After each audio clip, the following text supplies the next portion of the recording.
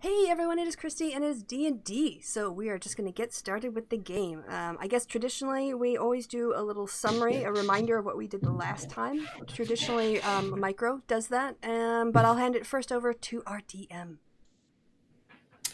Hello. I'm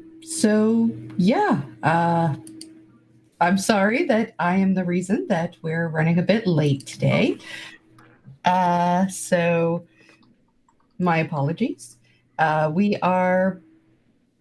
Did you want me to do a recap? No, sorry. I always think because I think of you as the boss, so that's why I kick it to you. But if you want just Micro to do the wrap up of the last episode, you can just start with that. Yeah, why don't you go ahead? I'm going to get. Let's see. Last time we went through. We went from Helvaka through Starkoi, through the border. We were guided by a badass bitch. Badass lady. I loved her. And then we snuck through forest and successfully avoided trolls. Mm-hmm. By successfully avoiding them, I mean that the other party members successfully prevented Erasmus from setting them on fire. We had to actually hold you down too. Yes. I forgot. That wasn't just and put me to sleep. Yeah. Yeah, I think I did. Yeah, you can't sleep on me. No, you almost did, but it realized that actually I would be the one going to sleep. Okay. Oh yeah, that's right. Yeah, and we and started being pursued, right? Yes, then we were discovered by some dragonborn gods, and they started pursuing us, and we successfully escaped them over the border to Meridia, and we were picked up by the border guards, who are now escorting us, I guess, to some kind of encampment that I think we are currently seeing on the screen. So that was last time's story. Yep, that is it. So yes, they Be right back. Let me get some coffee. Hold on, I'm sorry. Sure. They took you from the border into this about a mile back, not even that, maybe like 3/4 of a mile from the border is this encampment that has been set up. As you come in, it's very orderly. It's large. You see on one side enough tents for quite a few soldiers to live in. There's a large central tent where clearly important people get to be, and on the other side you see a couple of larger tents that you assume are like mess tents or places like that, an infirmary perhaps. There's an area for various goods and storage. There's a place in the corner where there are a lot of horses, and an area of like a training ground area where you see a dwarven female sergeant sending some people to do some target practice.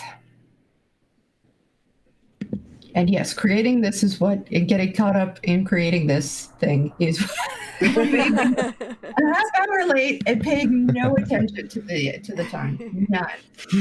Well, it looks nice. Oh, thank you. I was having fun. Did you put this together? Yeah. Oh my god, that's so cool. I'm jealous. I want to be able to do that. You got to get an incarnate. I have that. I'm just very lazy about using it. Yeah. Usually me too, but I was like, no, I'm going to do it this time. I'm going to do the whole shebang. That's really good looking. That's cool. All right, cool. So vibe-wise, are they really irritated with us, or are they just taking us in, like... That's a very good question. I guess it's going to take a roll. Why huh? don't you roll insight? Yeah, that seems like the sensible. Hell yeah. They want to murder us. Yeah, it's good to know if they want to murder us or not. I've got to get my mouse on the right screen. Perception? Insight. It's insight. Okay. Yeah, so Oh dear. you're both, they don't seem particularly hostile to you. Okay. They just seem like doing their job. They're not really looking at you. They're not really interacting. They bring you in, and then they suggest you go into this area, which is the mess, and wait till somebody comes and gets you. All right. This feels familiar. What do we see when we enter the tents? You see, it's sort of between dinner time, so you see some people sort of in the back talking together. You see people getting ready for the dinner rush, but nothing. They give you a look, but don't pay you a lot of mind. Okay.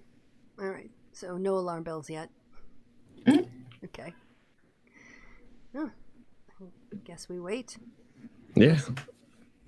We'll sit politely. Once Erasmus wants to set the tent on fire. I ignore you.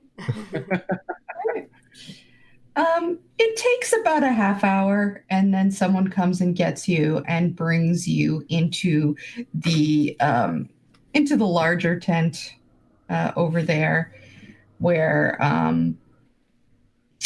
there is several what you take to be. You're not a big. No one here is really very military knowledgeable, but you take these to be higher ups. Sergeants or captains or whatever. One of them brings you over to his, he's a human. He brings you over to a side table and says, yes, hello. Hi. Greetings. Can I possibly get everyone's name here and what your business is in crossing the border? My name is Reverence. Me and my companions here, we are researching mushrooms and corruption and the spread of such things. As you have maybe been aware, the corruption seems, there seems to be a breach. I don't know if you were informed across the border there. We were seeking knowledge on such a thing when we were attacked by those on the other side of the border, and we made our way over here. Elizabeth gets out her journal, like she's used to this now, like producing her records as evidence of her stuff, and introduces herself and kind of pushes it forward with like passport. He gives it like a sort of a brief looking through, looks to the other two. And you too? Oh, Erasmus. Indeed. And Blue Sky. Mm-hmm. And, quite a dangerous game this mushroom hunting is lately, if you're going to be going into Strakoi, of all places to go. Well, we needed to know what was happening all over, and so if we want to get the best information, we have to. If you want a good sample of mushrooms from that have been affected by the corruption, you go to where the corruption has broken through the wall. Simple. So did you know that corruption had broken through the wall before? No, not at all. No. We actually were going there because we knew corruption was spreading from that point, and we were curious. We found there was a breach in the wall while we were there. Mm-hmm. And you send these reports to the Barney School? Absolutely. Yes. We collect them and deposit them. Yeah. When we get back, I mean, we're kind of far out of the way now. We don't go back and travel. So sort of like a long haul journey and then a final report. And who in the Barony School do you report to? What was the name of the druid professor? Oh, I only remember Snowspine there. Yeah. That's the Professor Snowspine, and I would Reverence would remember the name. Ruana? Yeah, we would remember them. It's Rayvon Olive. Yeah. There's been a lot of people. Yeah. All right. Well, that's interesting. We will send. We will definitely be sending some reports there. Is there anything that you would like to include? Oh yes, definitely. We would. I would like to mention. Well, we've been also collecting specific samples. We got one of the special samples, and we left it with some colleagues in the university in what was the name of the city? Skygert. And so they should definitely follow up on the Skygert colleagues sample. Yes, if you could include that in your report, it would be very helpful because otherwise they wouldn't know for weeks. Certainly. And he writes all this down. And then he sort of looks at you and steeples his hands. I feel like maybe there are some things here that you're not telling me. I mean, it's been a long journey. We can't possibly tell you everything. We have come a long way. Yeah. Mm-hmm. And we've seen some really bad. We've seen some creatures that all seem to be connected in an evil way in different parts of the country that we've been fighting off.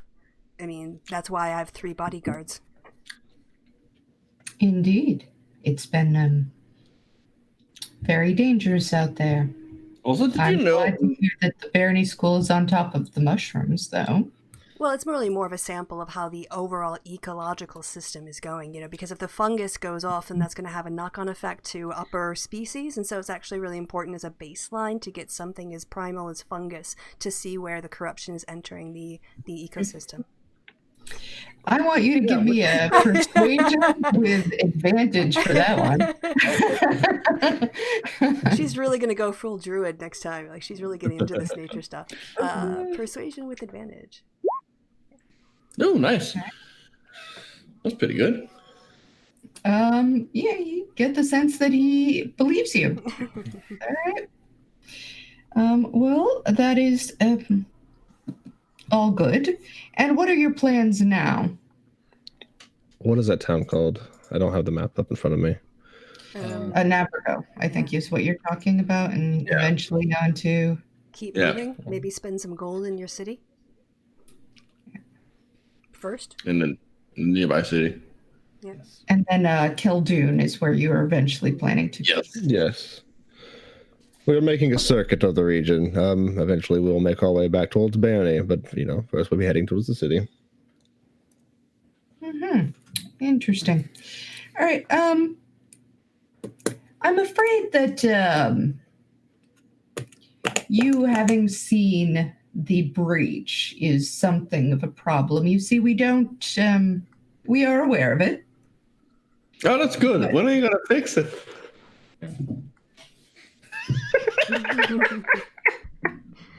Someone put a muzzle on him.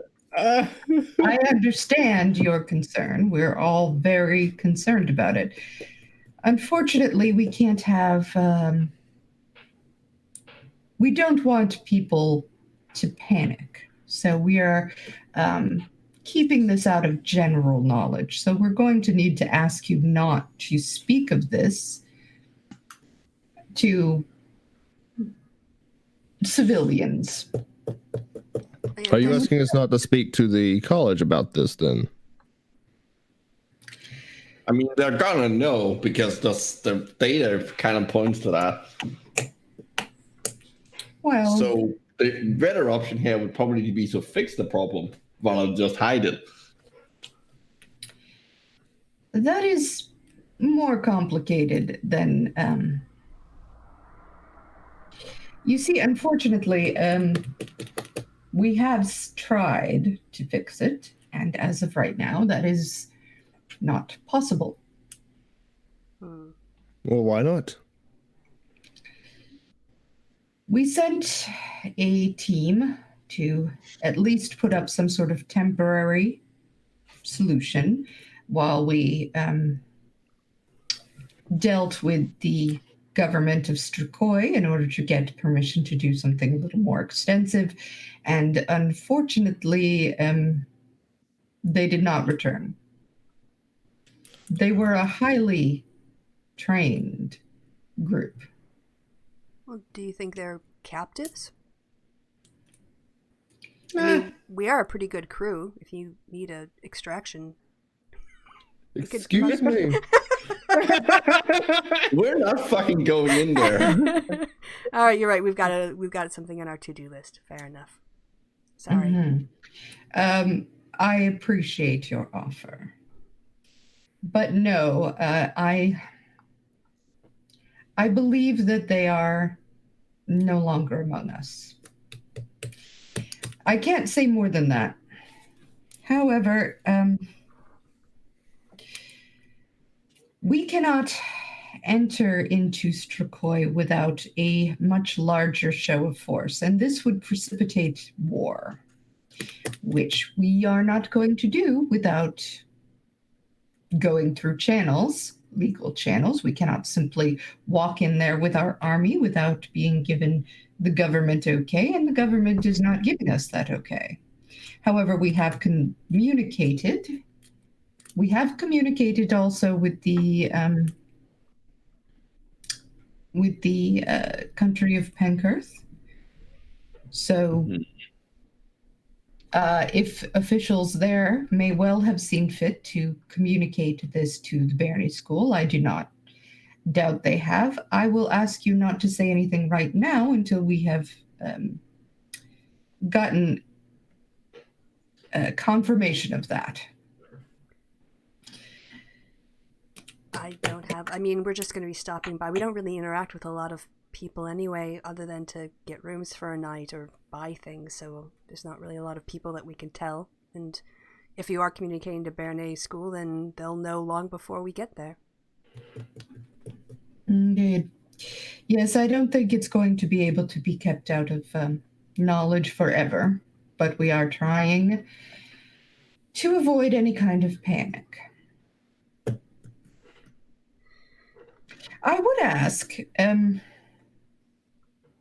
there is the town of Timbertown. Were you able to get eyes inside of there? We've heard some very strange rumors about the effect of the breach upon that town.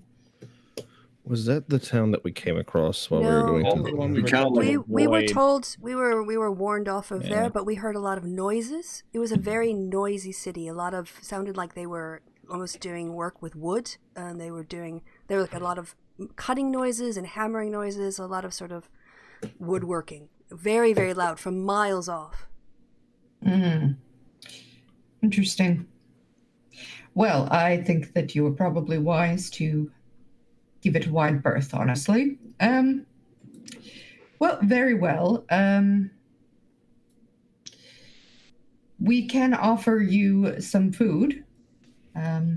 And perhaps a place to stay, though it will not be the most comfortable accommodations in the world, overnight. And other than that, I'm afraid we can't do much for you. But I appreciate your forthcoming information. Welcome to Meradia. Thank you. I take out a little baggie of edible mushrooms, and I go, "Thank you for your generosity." And I hand him, slide him over. So, thank you. He says, he's actually. You're getting the sense as he's doing that this is probably someone who was raised to be more of a nobleman or an aristocrat of some sort. He has fairly fine. He's a hoity-toity sergeant. I wouldn't go so far as to say hoity-toity, but there's something in his manner that suggests that he was raised to mind his manners. He don't like your mushrooms. Yeah. He'll just see them as a symbolic gift and then hand them to the cooks. Yeah. I'm sure he will.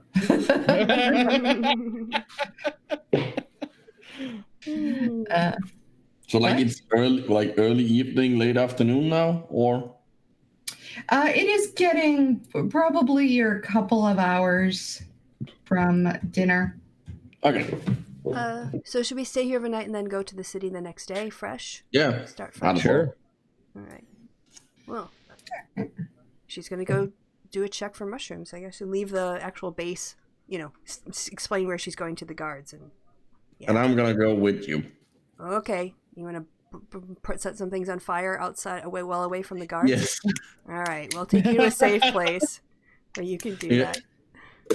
Okay. Roll nature. Yeah. Okay. So yes, you find again the mushrooms here do not look good, and the nature in general around here is showing. It's showing the effects of proximity to the corruption. Everything looks half-formed at best. Things smell putrescent. They're just really just sickly looking, or it's just a mess. There's nothing here that you would want to eat. Okay. And there's a number of different very bizarre looking mushrooms that you've never seen before and are not, from looking at your books that you have, they're not in any book. All right. Well, I'll draw pictures of them and make notes on their various characteristics in line with the other, stuff so we can. Yeah. All right. Okay. Is there any place here where I could safely burn something? Roll investigation. Yeah, you don't know. Nothing looks too promising. It's just too many guards walking back and forth in this area, Elsbeth sort of takes some of these nasty ass mushrooms and kind of collects them and pushes them with her foot, whatever, into a pile and say, well, stand back in case they let off a noxious gas, but why don't you light these on fire? I can justify that for, doing experiments on what happens to corrupted mushrooms. Okay. How far away are we standing? Upwind, I don't know, 5 feet away, 10 feet away? 10 feet away? Is that, you want to be farther away? He's gonna fireball it. Yeah. Oh, gosh. Can you do something smaller than fireball? Yeah, campfire size? I cast Burning Hand. Okay. Burning Hand, is that... That's a Do you have cone. to touch it? No, it's a 15-foot cone. Yeah. Oh, okay. Yes. All right. So, yeah, it just goes right in a path to the mushrooms. Lets off an awful smell when it hits them. Just dank, but Dank. it is dank. He's dank mushroom meat. Mm. All right, so they're really okay. So nothing noxious but gross. Okay, and she makes notes. Maybe I fire a few bolts at the pile afterwards. Just into the sky, screaming the whole time. That too. That's actually That's a bad probably idea. that one might set off the alarms with the people across the border. So aim at the ground. I don't want them to think there's incoming. I will put you to sleep. Let's see. Okay, I'm clever enough. I think a 17 would allow me to not fire it into the ground, fire it into the sky. Okay. Yeah, you are willing to be circumspect. Yeah. Okay. So, but I do fire a couple of them into the ash pile of. Yes, just for good measure. What do you get? You like a wild magic table for you on burning shit. We just need to give him a That would little. actually be really fun. Just give him oven mitts, put them on his hands. Oven mitts of power. Of fire suppression. Yeah, so I guess we'll wander back to the camp then in time for dinner. Yep. Do you, Reverence and Blue Sky, do you do anything? I'm gonna take out the chain and I'm gonna mess with Blue Sky. Wait a minute, No, Blue's you got don't have it. the chain. You don't want to play the game no more, so you didn't give it back to him. I didn't give it back because I'm gonna go meditate with Medi. whoa, Oh, antisocial. okay. Oh, he's so cool. He can hang out with his fucking metal friend, and I hang out with his Okay. I'll play some fucking flute then by There myself. you go. All right. Why don't you roll performance then? Ooh. Damn. You're just sort of sitting in the corner and you're just playing and jamming, and before you know it, people are coming out of their tents and they're clapping along. You know, you get the sense that there's not a lot of entertainment that comes out here, so Apparently you've become rejection. very, very popular. You're very inspired by rejection. Yep. I'm like, Blue, do you want to? Oh, all right. I guess I'll just So say. you want your Taylor Swift, who can only write an album after a breakup? Yes. The melancholy song. No, he has to lift his spirit, so it's like a jig. He's trying to fake it till he makes it. You're just gonna shake off that rejection, huh? Yep. Okay, on the way back to the camp, I'm gonna burn a page just to get a sense of, like, has this satisfied? All right. You do that, and you feel a little bit of a reconciliation. It's not total, but at least it's not the complete version of the silent treatment. However that works out that you were getting. It's hard for a god who doesn't usually talk to give someone the silent treatment, but he was doing it. Really doesn't like your friends. Really doesn't like your friends. So Blue, where do you go for? And just any quiet spot that I can find to. Let's see. Yeah. The corner somewhere. Yeah, you could probably go over by like the horses. Yeah, or where they're storing all this stuff or something. Yeah. To hang out. Mostly I want to ask Medi about if Medi knows how the corruption was sealed off last time, especially at the wall. If he knows anything about that. Ooh. Okay. So that's what you ask? Yes.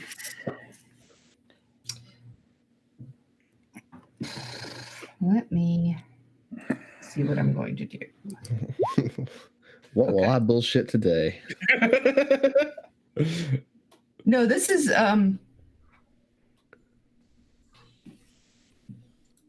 yes, we were there. Okay. Do you know what they did to block off the corruption? I don't like to talk about that. Seriously? Seriously, he doesn't. I'm a little worried that if we leave here without patching up the corruption hole, things are gonna get worse. But I don't think the government's gonna listen to us. And I don't think it's a smart idea to go jump in there and just try to fix it. No, I don't think it is. what was done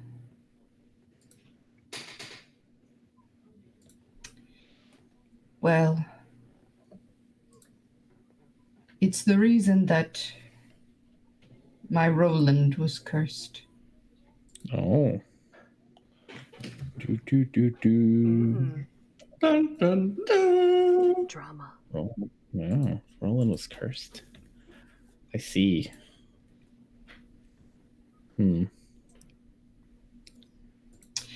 But it got 1,000 years of peace. I suppose that's something. Yes. I'm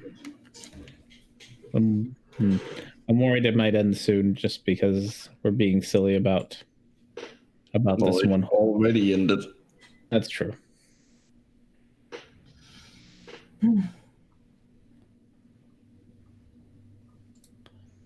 It's complete silence from Medi now. Okay. All right. Well, I'll finish off my meditating, which will probably eventually just turn into a cat nap. Yeah, same difference. Yeah, I'll slowly shift from sitting upright, cross-legged, to just being curled up in the ball on the floor. Until you hear the dinner bell, and it's like, what? Where? Nope. Where? Food? Okay. And then I'll let you all know this once I bump into you all. Elspeth is going to say, well, we get to the big city and we don't get kicked out. Maybe we can go to the library and do some research on Roland and find out about his curse from somewhere else. Yeah. Don't get kicked out. Okay. Are they going to feed us? Do we have to pay for dinner? Or You don't have to pay. You're allowed to eat the same stuff as the soldiers are. It's not awesome. You know, it's Better than rations. It's awesome. It's the best thing we ever had. It's brown and it's hot. And Hold on a minute. It doesn't taste terrible. And there are some potatoes in it. You can tell that for sure. Are there mushrooms in it? If the mushrooms have not made their way in yet, I'm not sure. Elspeth will add some of her own mushrooms to everybody's around the table. And then she's pretty much out of edible mushrooms, I think. I was going to say, that was the last of it. It's just like sprinkles, like croutons. It's like the dust from the bag. Dust croutons, they're dried. Fair enough. So you eat. At a certain point, they try to get Reverence to play his flute again. Gladly. I'm glad some people appreciate my company. I'll pat him on the back and give him guidance for the first song. All right, go for it. Oh, you want to do it again? All right. Let's see. So guidance with this. Yeah, if you need it. Yeah, Nope. no, you blow him away. I'm adding it. All right. Boom! All right. You have them dancing on the tables, man. They are just like going for it. Yeah, it is a rousing good time in the mess hall tonight. And as night falls, you are taken, now that they really like you, since you're giving them all this free show, they get you to an actually really nice tent. Some other people have apparently sort of moved their stuff out so that you can have a nice tent right up close, and they show you where the latrine is and all of the stuff. So all the amenities. All the amenities that in a medieval military camp. I mean, you know, They make do. Magic, so like. Where's the workout room at? Sauna. Well, this is down here. You can go and shoot arrows at things. That's, I guess, as close as you can. I think they probably won't appreciate you, like, and find it a bit weird if you go there and do that in the middle of the night, especially as a non-soldier. Well, I guess we don't have to set up a watch. That's true. I am gonna. The fire in the middle of the camp, is that still going? It is. I'm gonna go and sleep by that. Okay. Okay. So you head out to that and start to snuggle up, and one of the guards comes over and says, No, we don't. You should head to your tent, sir. Fine. Thank you. Elizabeth will do her prayers and her various preparations before going to bed as well, so she can. As you do that, I begrudgingly come back and look really grumpy. I'll go over and make him a little fire cat. I poke it. It's real fire, you know. I also do you think I care? I pet the fire cat. Burn your hand. That'd be great. Okay. Reverence, do you do anything before you? No, I'm good. Okay. Well, the military camp gets going right at dawn, as you would expect. People are. Am I able to sleep? What? Am I able to sleep? Yeah, you're able to sleep. Yay, I'm not exhausted anymore.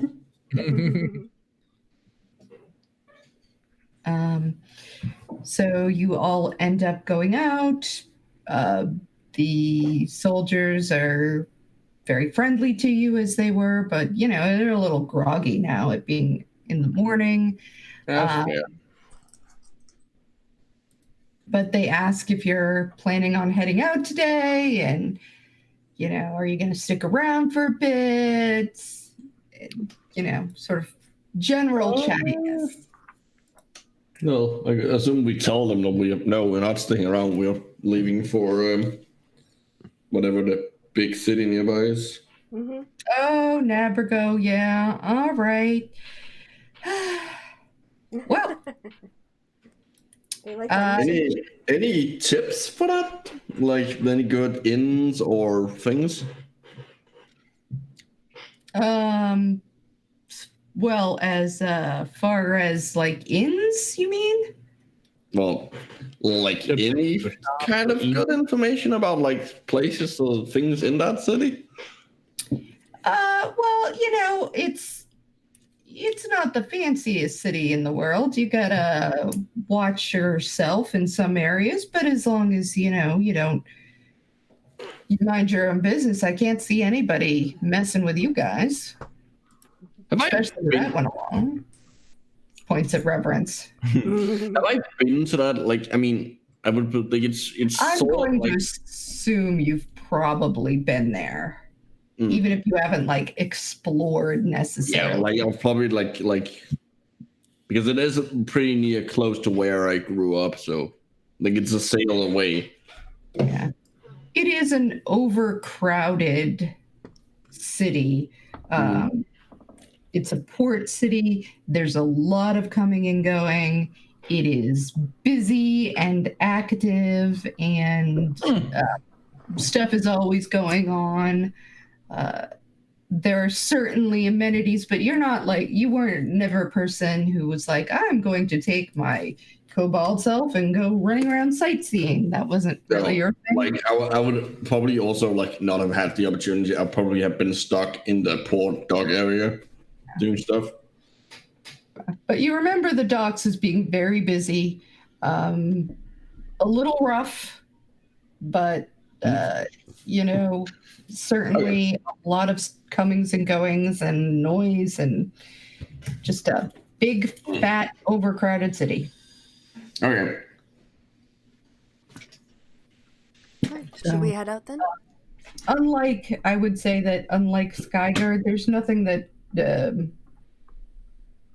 it's not like that in that you don't have to worry so much about religion. You don't have to. It's so open and so many people come and go. Nobody who's gonna care? This is probably the first time you guys are going to go anywhere and not be, be unusual, but not be like, oh, crazy. What the hell, is this group? You kind of gotta almost fit in. Yeah. Almost.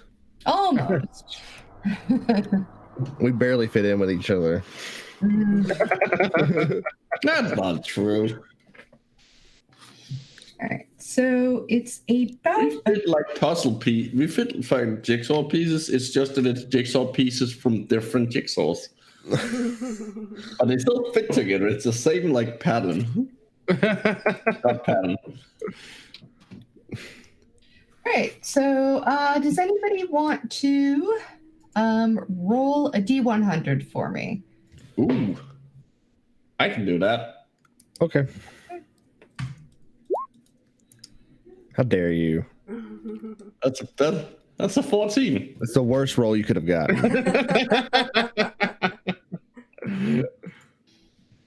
Okay. So as you're walking along the road, you see a portly, naked man sort of just walking along. This is about a couple hours into your journey. Partly or portly? Portly, as in naked dude. Okay. He's got some extra flub, as we do. Why is there a fat naked dude? He built a house over that shed for this tool, kind of thing. Yes. With the little sunroof and the skylight, I should say. Is he walking towards us? He's walking toward Nabrogo, but because he is not as he's. Oh, okay, so he's heading the same direction we are. Okay. Yeah, but your guys are you are wearing clothes and shoes, and you have animals, so like it's clearly you're going to overtake him. Yes. Right. Elsbeth is just going to avert her eyes. She's going to find something really interesting on the other side of the road to look at. Does he look like he's he's naked, but like, does he look like he wants to be naked? Like, does he look like he's been in some kind of like he wants to be naked? I don't know. Like, I'm not gonna. Is he enjoying himself? Too much. Why don't you roll insight? Absolutely.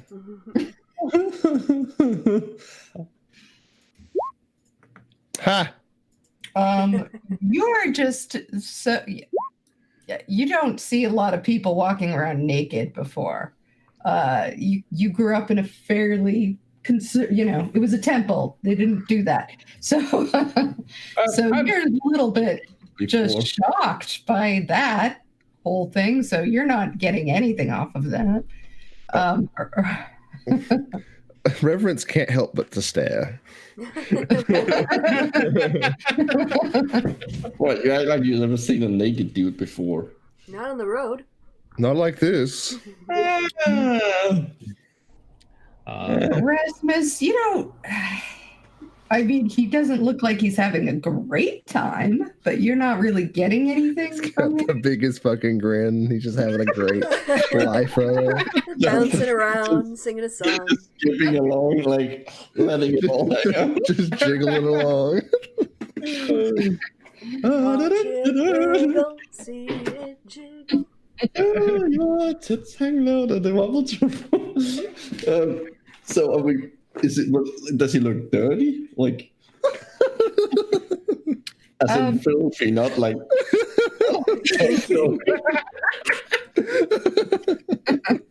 right, why don't you roll perception and see how much information you can get off of giving him a good hard look. Oh, you give him a real good look. Is that a nat 20? Yes, it is. All right. I got a nat 20. I'm looking. He doesn't see the bandits coming across the road, but he knows all about this guy. Can't take his eyes off him. Well, you can tell that he looks a little rough. A little on the dirty side, not like filthy dirty, but like he's had a hard time. He's got some scratches on him. He's got a couple bruises. And, he's walking as if he's kind of on the sore side. And you get the sense, you can't tell much about his emotions from watching it, but you certainly don't get the sense that he is coming home from like an orgy or something great like that. It's more like he. Should we stop and talk Well, you can talk to him. I mean, I'm not opposed. Oh, okay. So you go up. Who does the talking? Oh, Erasmus, this is all on you. I'm standing exactly here. Hey, are you all right? Oh, hello. Oh, Hi. I still have my super stinky my coat thing. I'm just gonna you gave that back. No, I didn't. She let me keep it. She didn't want it because it had cat hair. Oh, had cat hair in it. Yeah, I'm gonna put it on top of him. You're super stinky. Maybe wait till you know why he's naked. No. Cover him. Not gonna wait until I know why he's naked. Oh, thank you. Thank you. Why are you walking around out here naked? Yes. Be asking. That is a good question. And yes. Well, it happens that Does it? Let the man talk. It really does happen. It happens to him. Well, you see, I was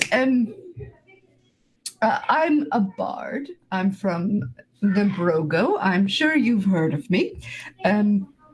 Generally, my name is Frederick. Not Frederick. Frederick. Okay. Uh-huh. And well,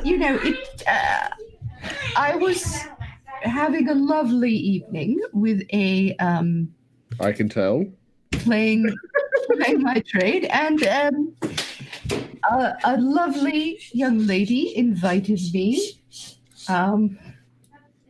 over to her estate, where obviously I went, and we were en flagrante delicto, as it were, when apparently What? They were copulating. Oh. Why did you just say that? In out. I am a gentleman, and a gentleman does not. You just did, though. Well, anyway, apparently her husband, who she... Her husband? Yes, he may have come home a little earlier than she expected him, and I had to make my way out without being seen by him, lest things get unpleasant. So I spent the night at the side of the wood. It was very uncomfortable, and what would be lovely is if one of you very, very kind people, I can tell you are among the very best people, might give me a lift to the city. Well, as long as you keep the cloak on, sure. Dave would love to. No, I'm on Dave. Yes, Dave is full. now your reverence is calling him Dave. Elspeth. Go ahead. Elspeth will climb down from her mount. Yeah, I lost mine, so I'm on foot anyway. So you literally have one horse. Yeah, and if we're walking at a walking pace anyway, his feet are probably pretty beat up. I would assume that you would be riding with Elspeth. I mean, I can. Well, we can just probably faster than a horse. True. That's true, but like you don't have necessarily have the stamina of a horse. Well, for the purposes now, he's going to get the run remaining horse, and we'll walk next to him. Yep. But before that, I make sure that he puts his cloak down on the saddle before he sits. Like, make sure you put your cloak down and then sit on the saddle. Don't just sit right on it and put your cloak behind you. Oh, of course, my lady. I don't know if you've ever sat on hot leather with them. I can't say as I have. Yes, it's very unpleasant. Erasmus nods. So, as you go, he keeps the cloak about him as well as he could and underneath him as well as he can. And you're not wearing that cloak again. Okay. Sort of, it's kind of, he's interesting because he's not really abashed or anything. He just looks like this is sort of the thing that this has happened before him. He is a bard. I want to point out he had to leave in a hurry. He probably hasn't cleaned himself. Disgusting. Yeah. Why would you put that image in my head? Just telling you the truth. You're about to walk. So Frederick, do you play an instrument? Do you sing? Do you tell tales? Do you want to pass the time as we go toward the city? Instrument? Well, of course, my lady. Unfortunately, I do not have any of my instruments about, but I can certainly sing you a lovely song. And Erasmus is constantly giggling throughout this. Like the child you are. Is he going to do a performance check? He already did that. I hope he rolled higher. Yeah, I mean, it's... Though you can tell from the timbre of his voice that he's usually pretty good. You can get that he's got training and he's good at this and he's got a good voice. But like with Erasmus giggling and sitting naked on a horse that is, probably not very comfortable to ride, he's doing the best he can, but it's like kind of a mess. I'm sure your voice is a little bit ruined from the cold ground sleep you had. You are too kind, my lady. Yeah, too kind. Yeah, so we show up to the city with a naked man. Claire. Yeah. Presumably they'll know him if he's really from here, so. And they do, actually. We can send him off a little outside town so we don't have to associate with him if you want to. Well, he might be able to grease the wheels if he knows the city guard. Oh, God. Come on.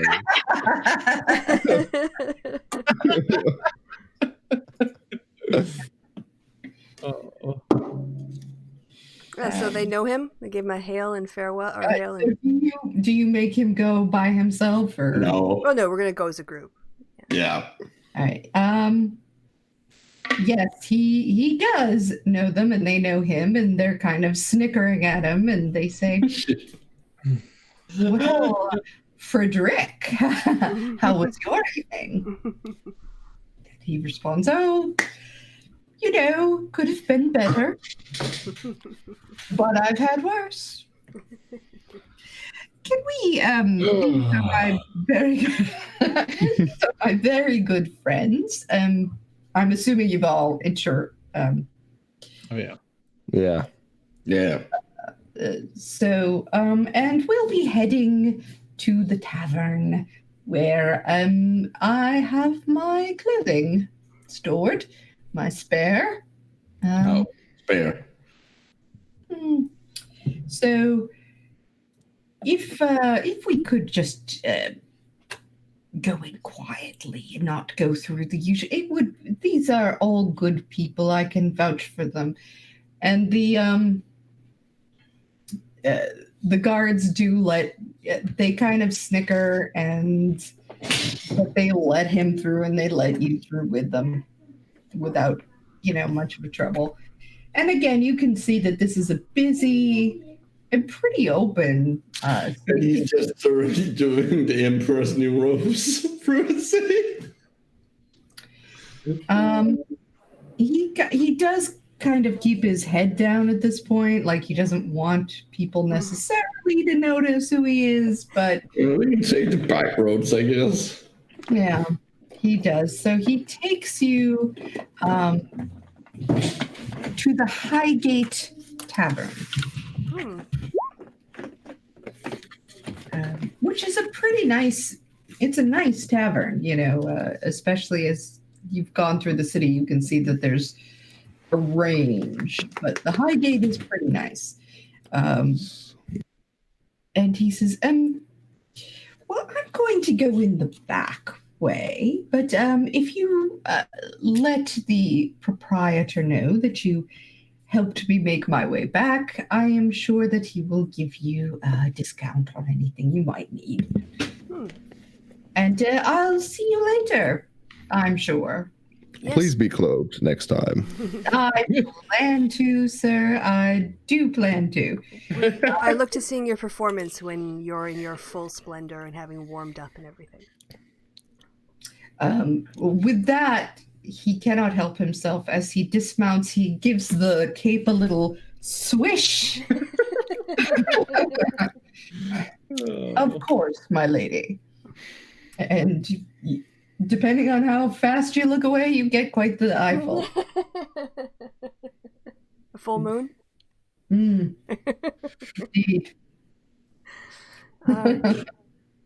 So should we sort out rooms for the night, or do you guys want to do stuff in town and then come back here, now that we know where it is? Need to do here. You figured you wanted to do research of some sorts. Yes, we wanted to do some research. I also needed to do some shopping, and then I think we just need to head out, really. So maybe one night will do. What time of day is it by the time we get here? It is getting to be like mid-afternoon. Quick question, sorry, out of game. You said last time we were pretty close to leveling up, but we needed to reach a milestone. How far are we going to get there in this session, most likely, you think? Or it sort of depends on what you do. Yeah, fair enough. Okay, well, I just want to be prepared in case we we sit down and stare into the air for a month. Well, I've got a bit of a shopping list, and I don't know if other people we want to do research together at the library, or if we want to split up in the duties. I believe we'll get some rooms, correct? And then what Blue and Erasmus, what were you wanting to do? I have an idea.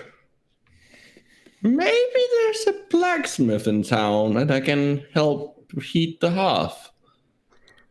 You're really just looking for something, aren't you?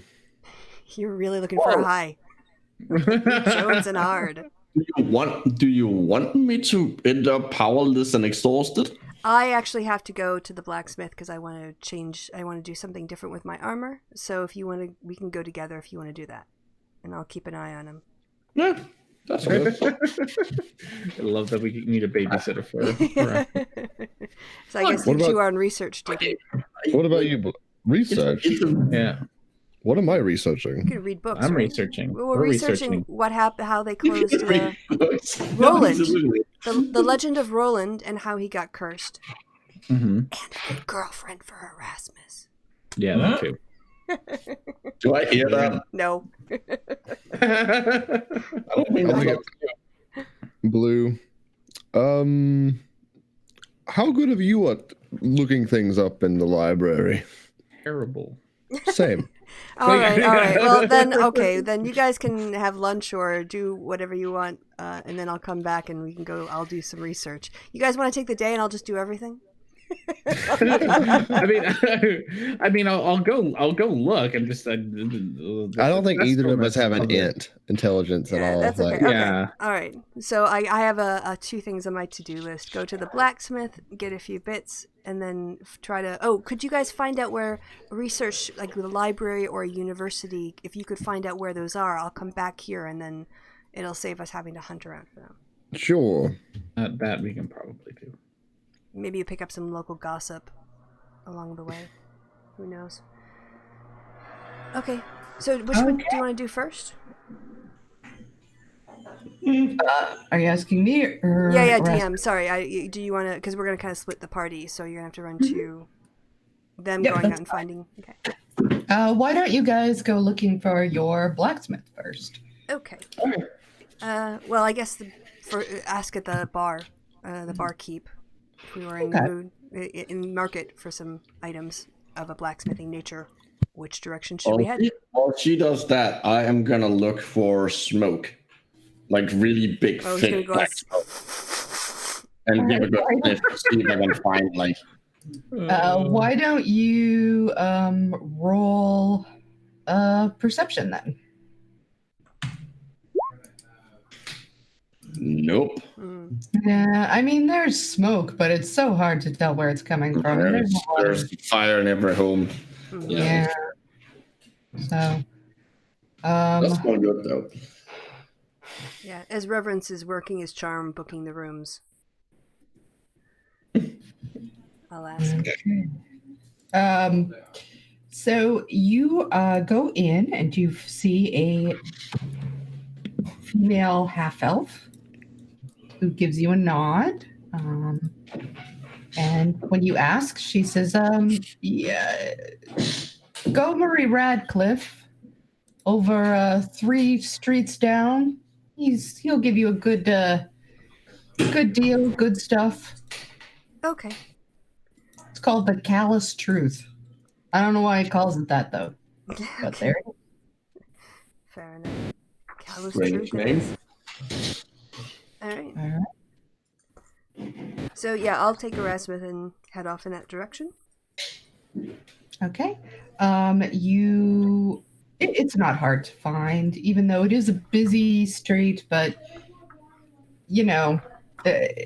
they're laid out in this area anyway, pretty more like a New York, where it's sort of, grid-like than. So you're able to find it fairly easily. It's busy as you come in. It's in a terracotta row house, green tile roof. The entryway is kind of on the fancy side. It's sort of pillared and it's got a curved entryway. But when you get in there, it looks like there's cobwebs in the corners. There's a lot of unfinished stuff everywhere, which way. But, there's quite a few people there. There's a lot of talking.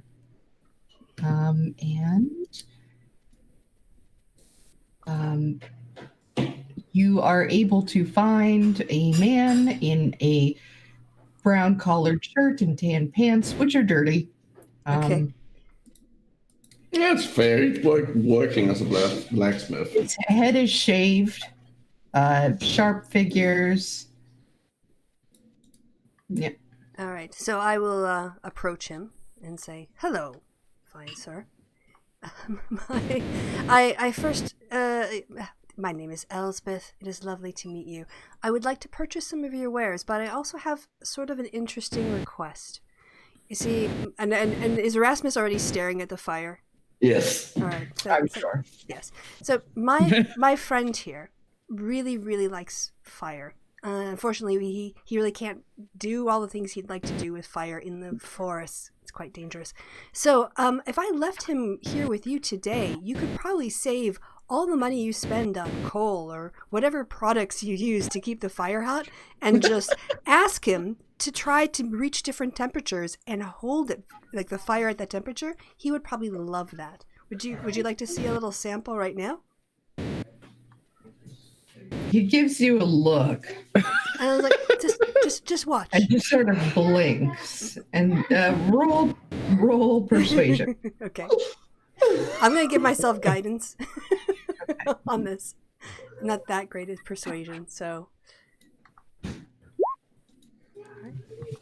Okay. And I'll top it up.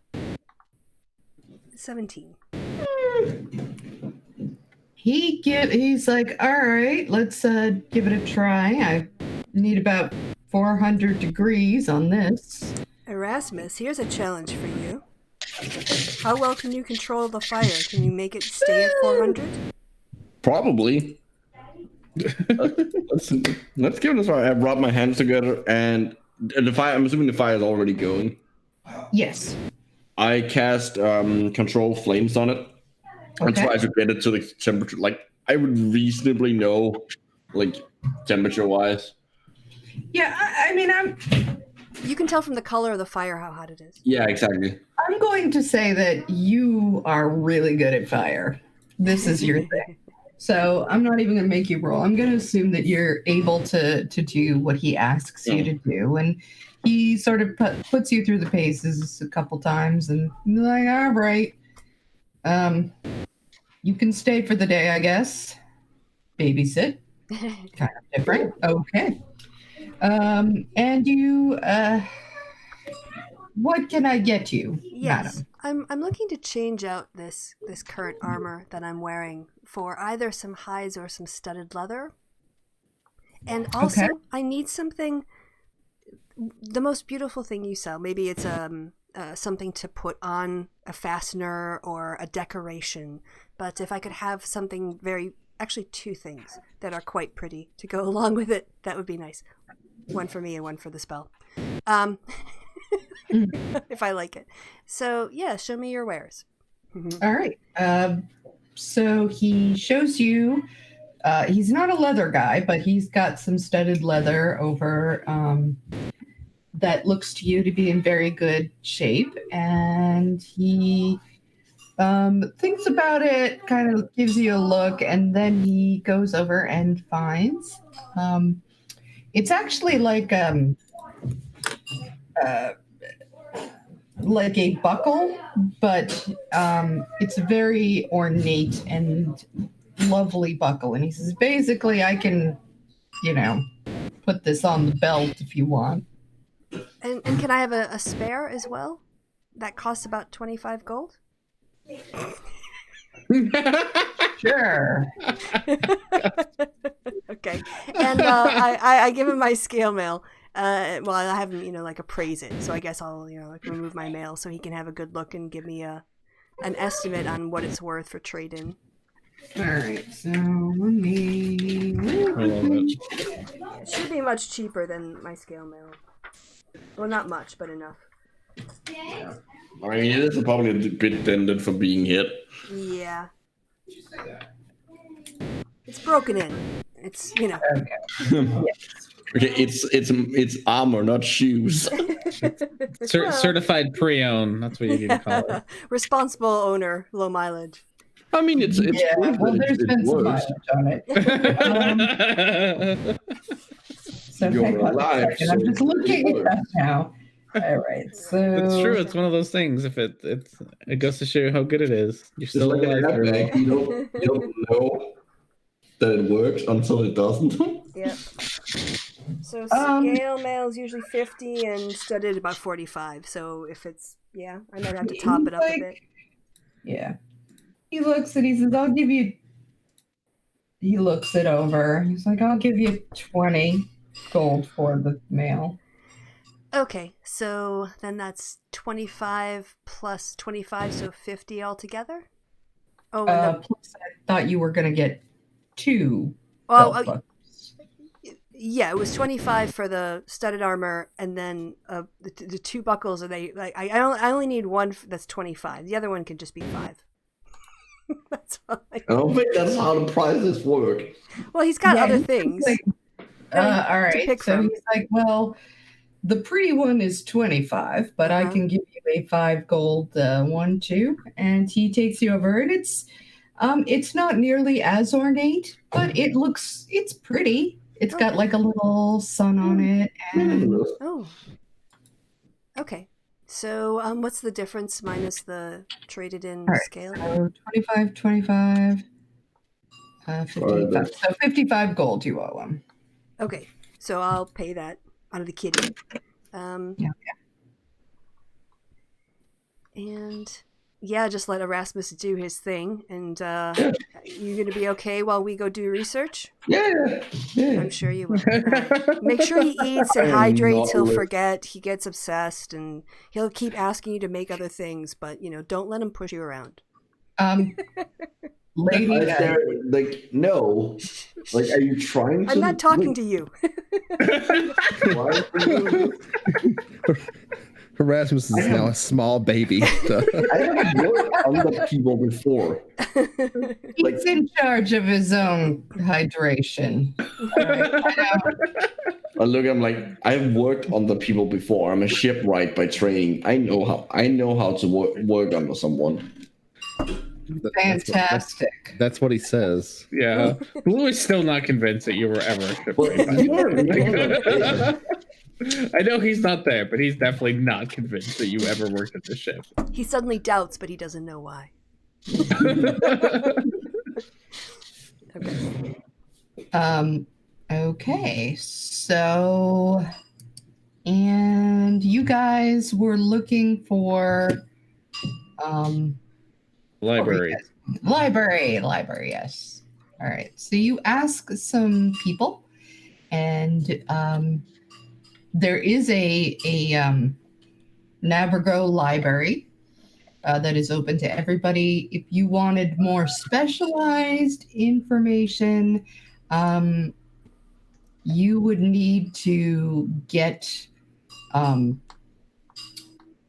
into the Rubies hall. What's that? And that is sort of where the Mage Guild is.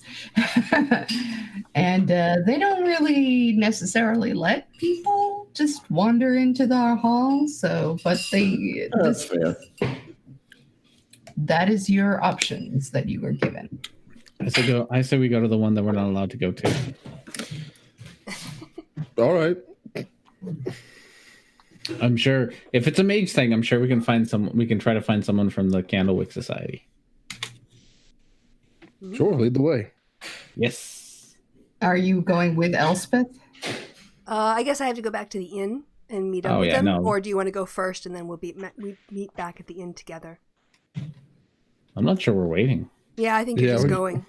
I'm just. We're just going in that direction. Go scout it out. We're just gonna go do it. You just said you told the two people with 10 intelligence to go do a thing. Well, so if you find the Candlewick Society people, let me know. Mm-hmm. All right. So when you get to the Ruby Guild, which is not hard to find. It is a red building, That's expected. Right, towers, and it's glossy even somehow. You're not sure how that's done, but it is just a big fat ruby in the middle of the city is what it basically looks like to you. And there is a guard outside, but this is a mage guard. It's not like, you can tell from his robes that he's something of like a young apprentice mage. All right. Well, let's go say hi to him. Sure. We'll try our best here. We're gonna bullshit our way through this. All right. So yes, gonna go up to say hello. Hello? Hi. We are from the Barony School, and we are doing a research project on mushrooms and how the corruption affects mushrooms. We were told that you have a lot of good books in your library, and we're hoping we might have access to it. No. I mean, not unless you can get one of the members of the guild to let you in. And how would we go about doing that, sir? Well, I mean, you'd have to know them first. Do you know any members of the guild? Do we? Not that I'm aware of. Ask it again to say no. Where do members of the guild hang out so that we may meet them? Well, when they're not at their own homes, they're inside there, but you can't go in there because... Well, then how does anyone ever get into this library? This seems... well, you gotta join the guild, and... I mean, I got in. How'd you get in? Dad knew somebody and got me in. And I've been taking lessons. Do you enjoy your time here as a guard? Well, yeah. I mean, it's pretty good. It's nice. You get to meet a lot of people. Cool. We would like to meet a lot of people. How would we go about meeting a lot of people then? Well, there's a lot of people in the city. Yes, but we need to know information that's in this particular school. Yeah, I don't know. I don't know if I can help you with that. Do you take like transfer students? Do you do tours? No. I mean, no one's ever asked for a tour before. Well, can then we how have do you a know that tour? you don't do them? Yeah, can we have a tour? All right, roll. Absolutely.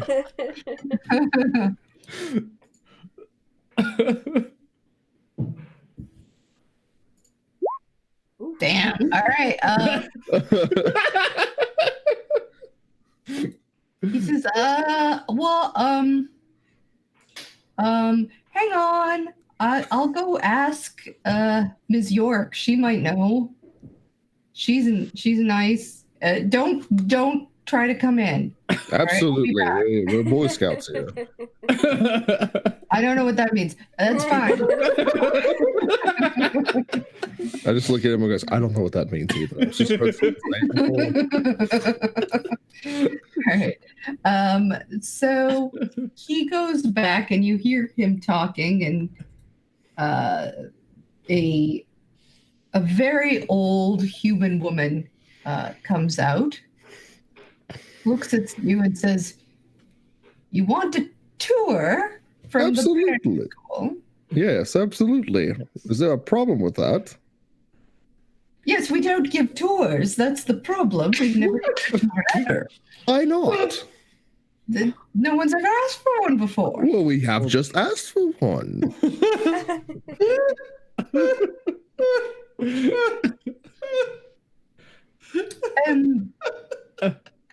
Well, you can't touch anything.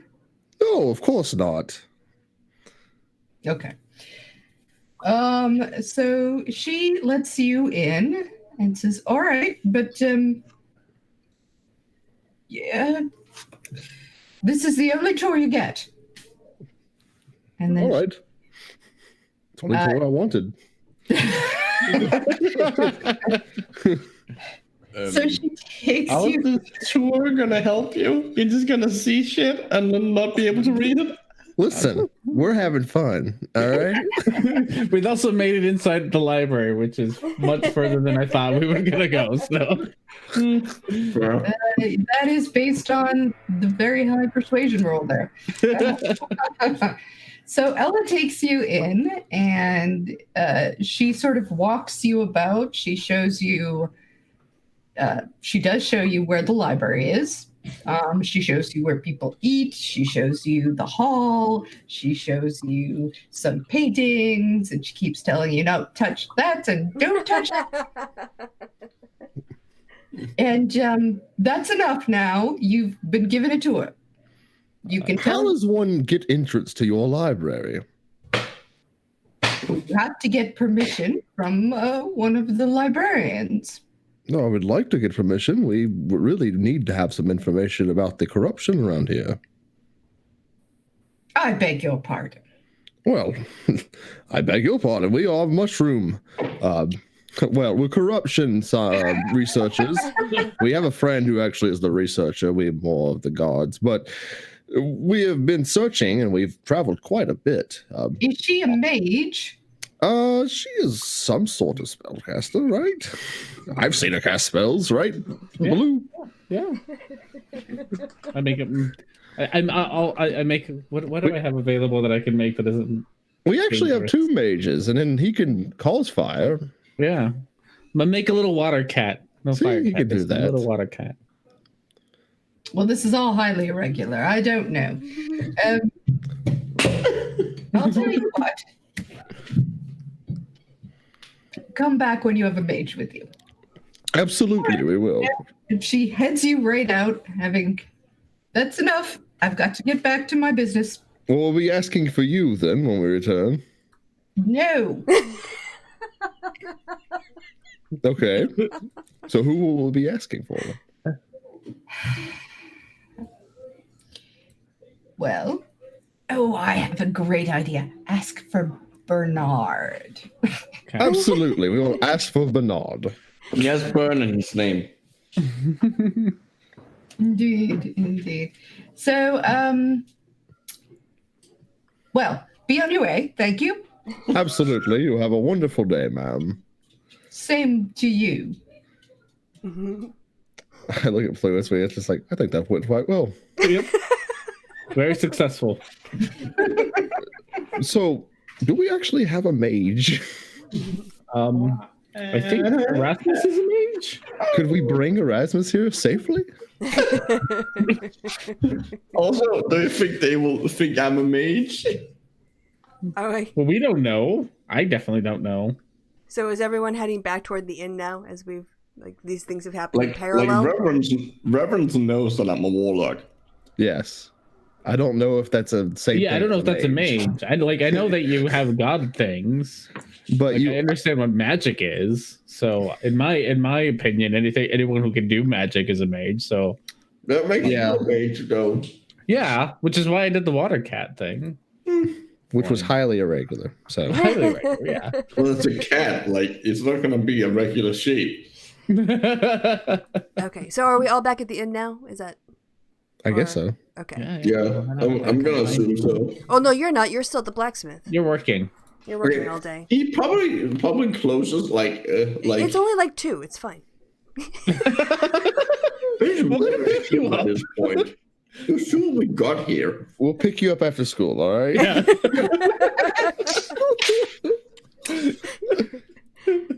At a certain point, if you, as you're sort of working, and he likes having you there because you are useful and you are saving him money, he just sort of throws some water on you. Throws water on it? He's cooling you off. He thinks you're hot. Yeah. I think that's what that lady told me to do.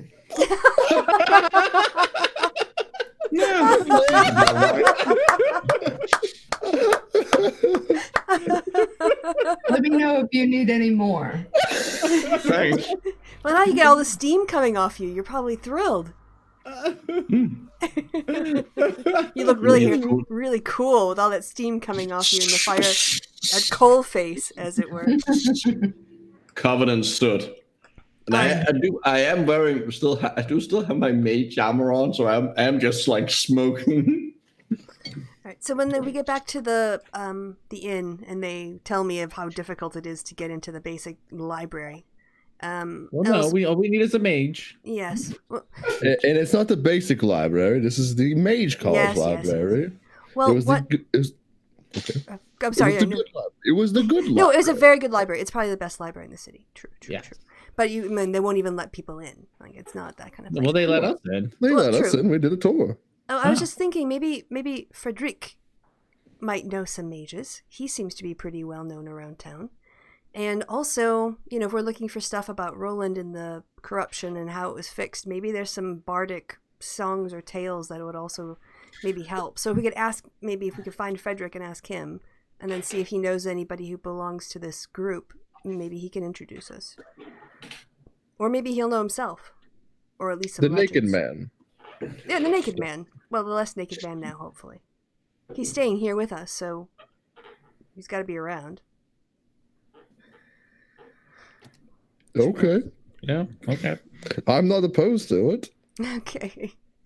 All right. So is Frederick drinking in the bar? Or is he dressed and bathed now? Is he? Please. He's not in the bar. If you ask the bartender, she tells you, yeah, he doesn't come down until it's, he likes to be fashionably late to his job around here. But What's his job? Does he sing for a living? Indeed, he is a bard. A very good one, which is why we put up with his I'd love to listen to him. All right. I don't know. I'm not really a mage. Nobody had any candle wicks. I kind of dangled a candle wick on my wrist and pointed to the ones on theirs. She kept us away from everybody. She kept telling us not to touch things. Okay, yes. She kept telling us not to touch people. I don't know why we had to be told these things. I don't touch people just because I'm around them. All right, that seems very difficult. I think we might have to see if Frederick. Yes, if he maybe knows some people, mages. You think he gets mad if you call him Frederick? Well, he's quite insistent on the pronunciation. So. All right. So, what do you guys want to do? You want to go have a go at the house, or you want to stay here and drink and wait for Erasmus to turn up in the bar? We still have time before Erasmus is free, right? Yeah. The thing is that I don't really have anything. I mean, I can do some clericy things, but she's gonna know that's not her kind of magic. We can still go check out the other library, the less nice library. All right. Yeah. Then I'll go with you guys and do that. And I take it Erasmus is actually getting some of his fire, he's calming down because he's just spending the whole day. That was kind of the idea to get out, get it out of your system. Like a legal, useful release of it. Rent him out to blacksmiths, okay? Yeah, it works. I'm assuming it works. Right. Do I feel any different? Yeah, I'm going to say about halfway through, your god is starting to enjoy himself, and you can kind of tell, And your god's like, turn it up higher.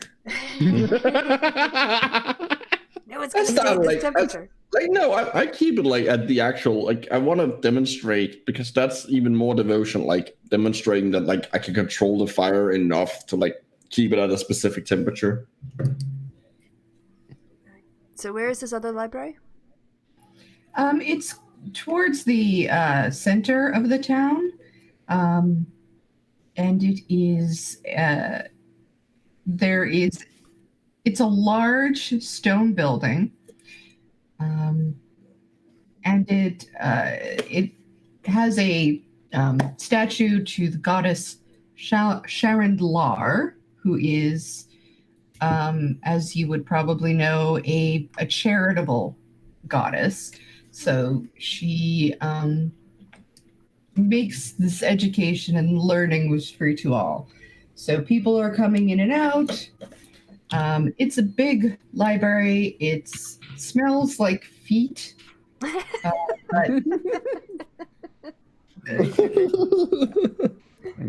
glad we made it to this library.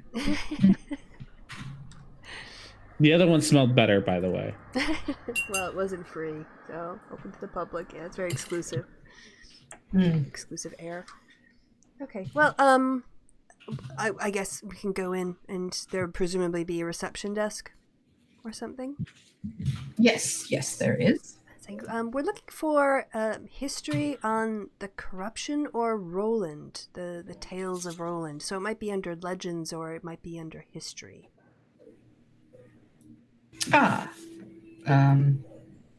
You are looking at a female halfling who wears big spectacles and has red hair. Well, certainly. I would go to history first. And so she sort of takes you to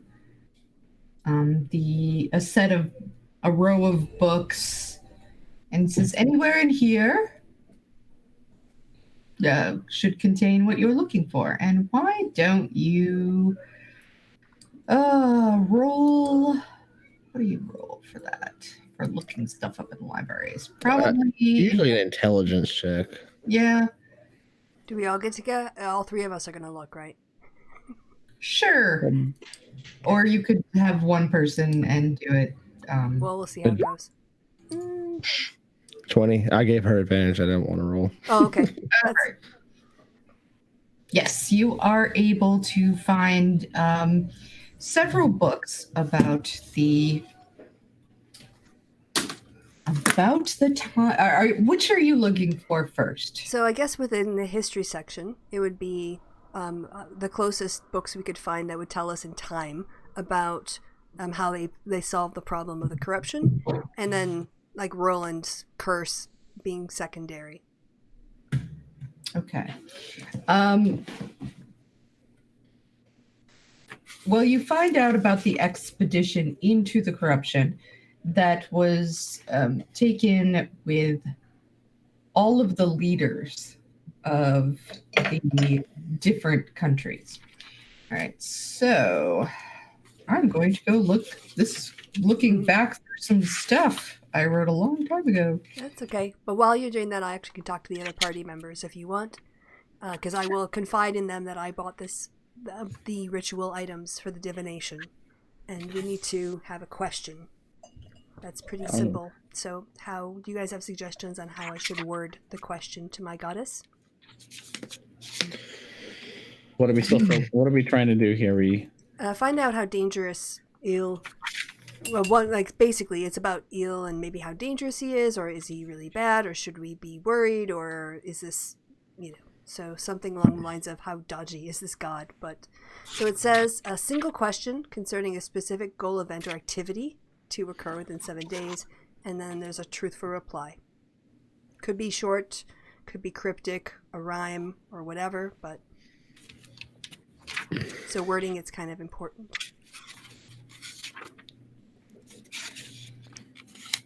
Is the god, or is it fiend? Fiend. Yeah. Do we know that? Yeah. Okay. Is the fiend ill an existential and immediate threat to this world? Okay. I mean, it might be a threat to us, but the world's more important. So, yes, we can start with that. Unless Blue has any suggestions, I'm happy with that. How do you make the best banana cake? Okay.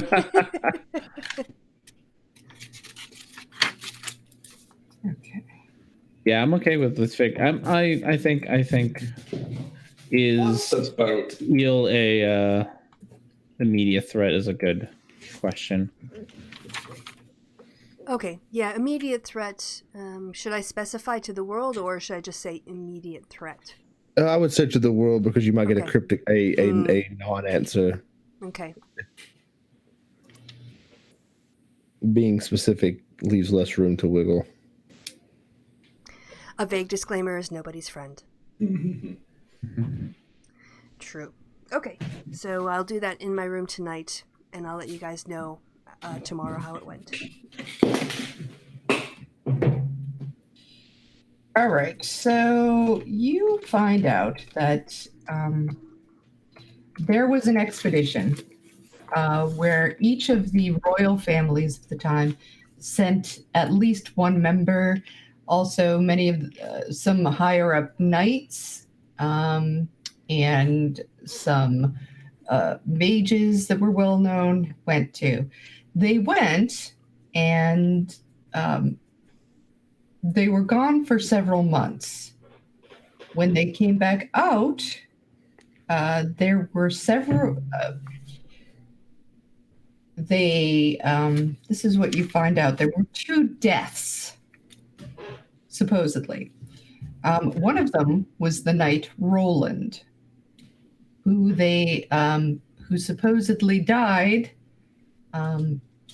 defending them from a monstrosity in the corruption, and Queen Namila Laura Wise, who was the Queen of Penkirth, Gnomish Queen, she passed away. They said she was taken ill during the night, and when they found her in the morning, she was dead. The rest of them all came out, though some of them looked the worse for wear. But they found a different person to replace Queen Namila.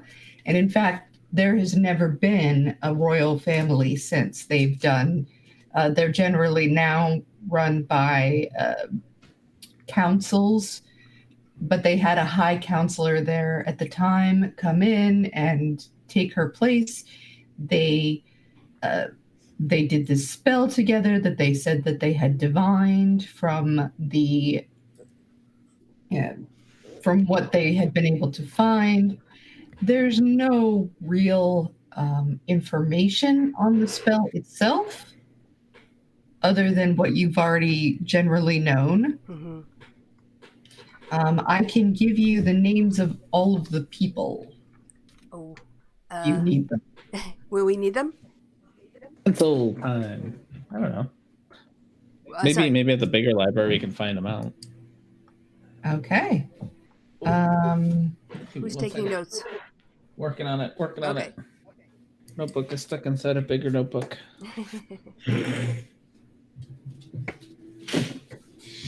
No perception. Yeah. Okay. Got it. Okay.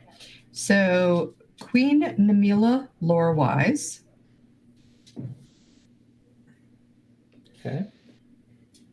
Zondag Zercotis, who was the king of Strakoi at the time. Okay. Prince Grayton Icebreath, who was from the Helvaker. That's a cool name, Ice Breath. Okay. The Ice Breaths are not around anymore, but they were at the time. Dang it. Well, there's probably Ice Breaths, but they're not. They're not royalty anymore. Indeed. Let's see. Azal Laessen Azo, who is the Elvish person. Do you need any of these spelled out to you, or? I mean, it's probably terrible. I'm gonna write them phonetically, and then I'll read them phonetically. Right up. I need them. It's not like you ever actually need to write them out. Hopefully not. Surprise D&D spelling bee. If we ever do trivia night, we're screwed. Andrew Fromud, who was the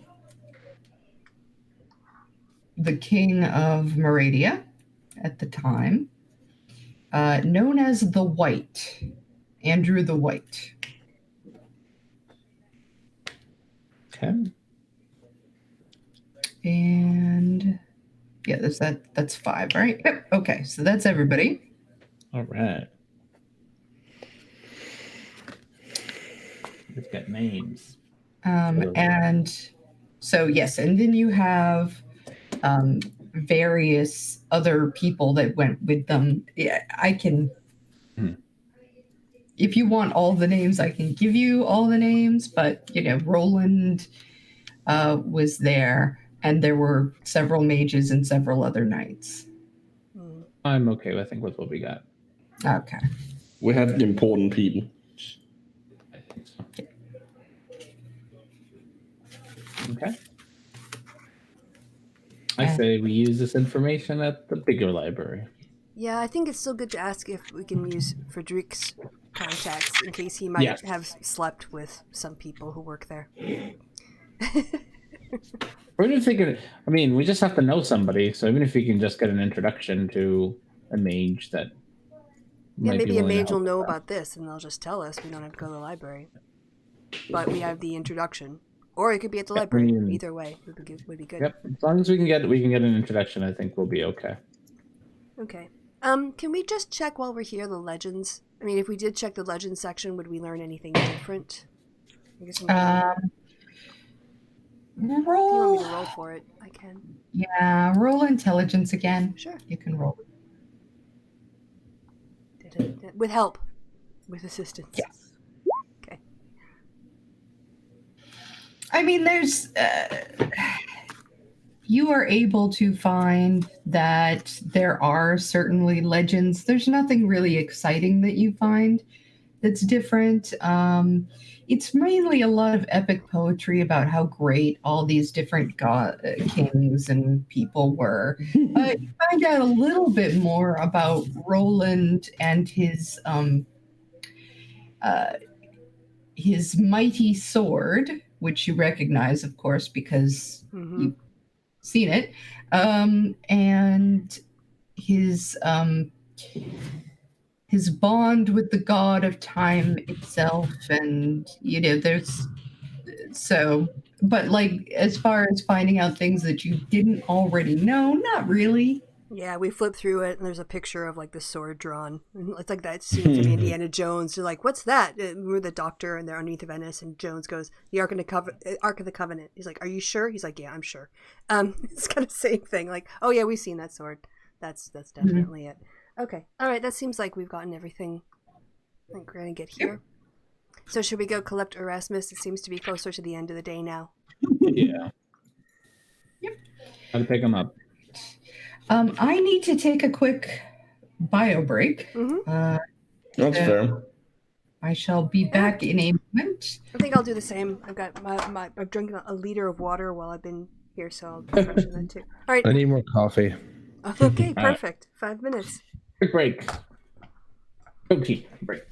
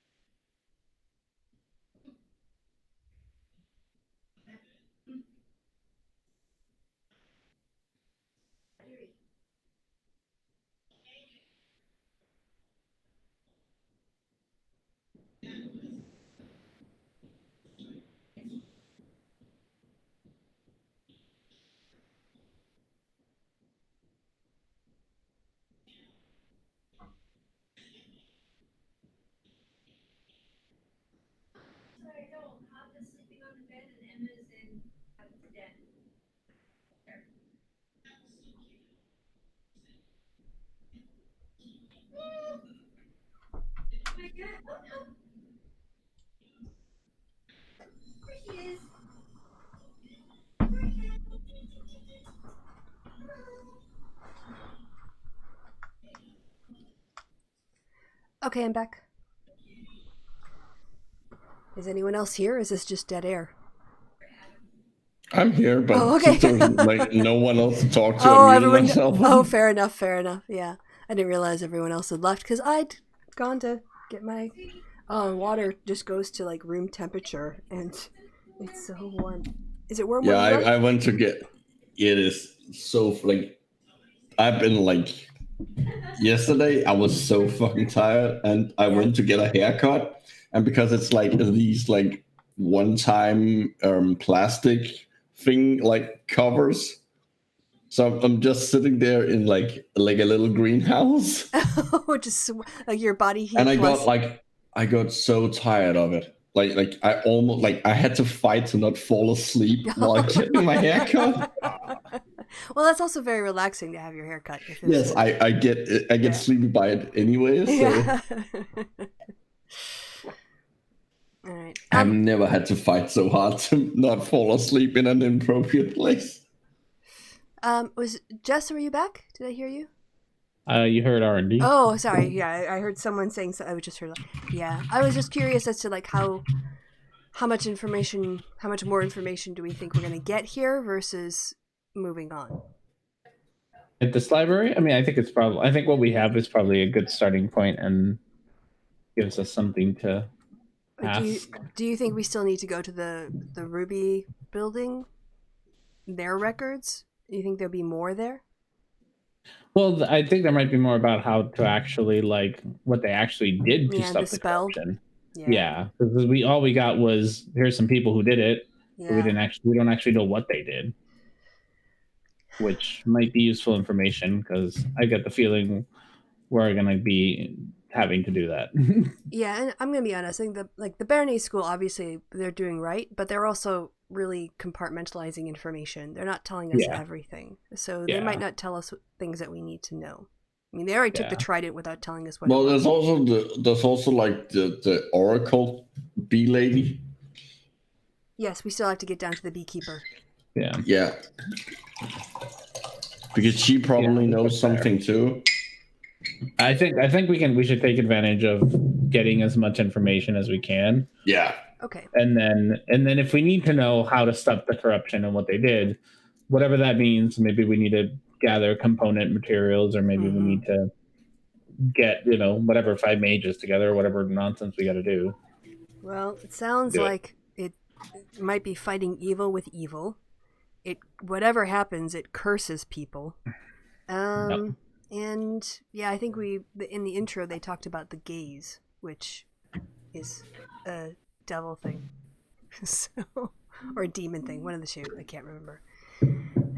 So I have a feeling we're going to be messing with some pretty nasty stuff. Yeah, probably. Wouldn't be a campaign if we didn't. Mm-hmm. Yeah. Oh, come on. It's just day in the park. For us, yeah, we can just do anything. Save the world.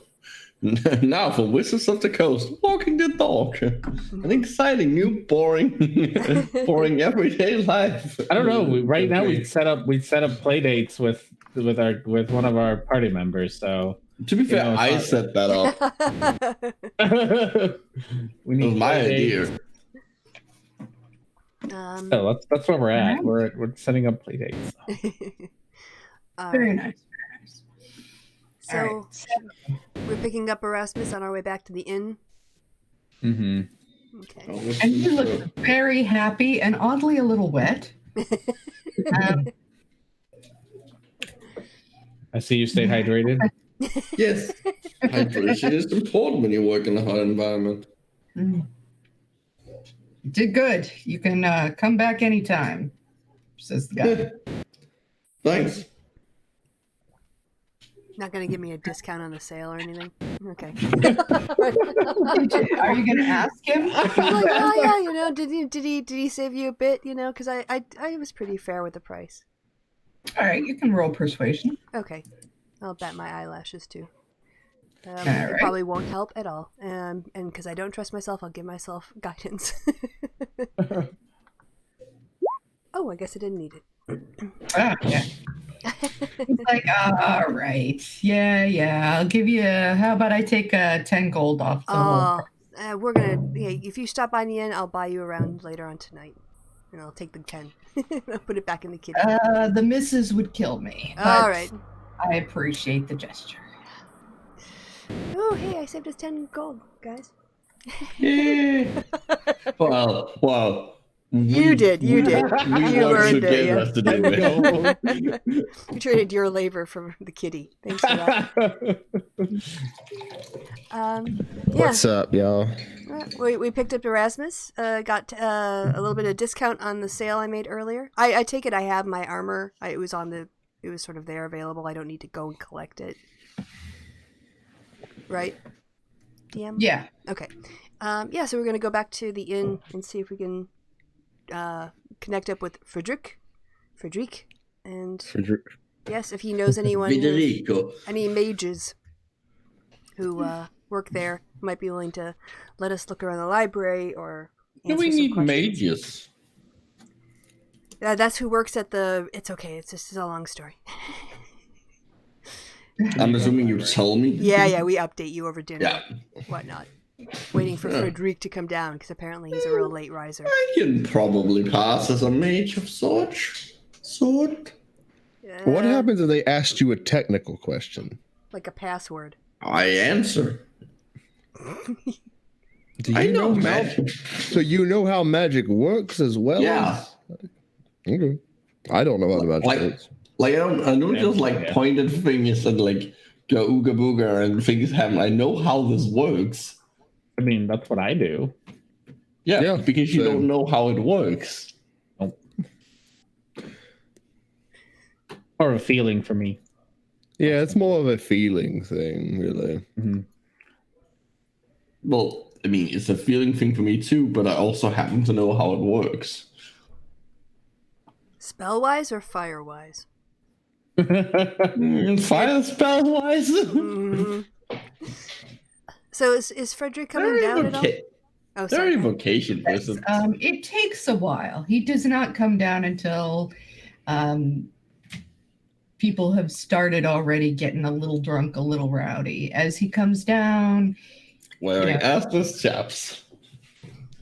he does not. He is wearing lovely, brightly colored clothing. It's very fancy. I mean, he's dressed to the nines, and it's a little ridiculous. I mean, he's got like a really stiff ruff. You look like a bird who swallowed a plate. Oh, God. Good. He's wearing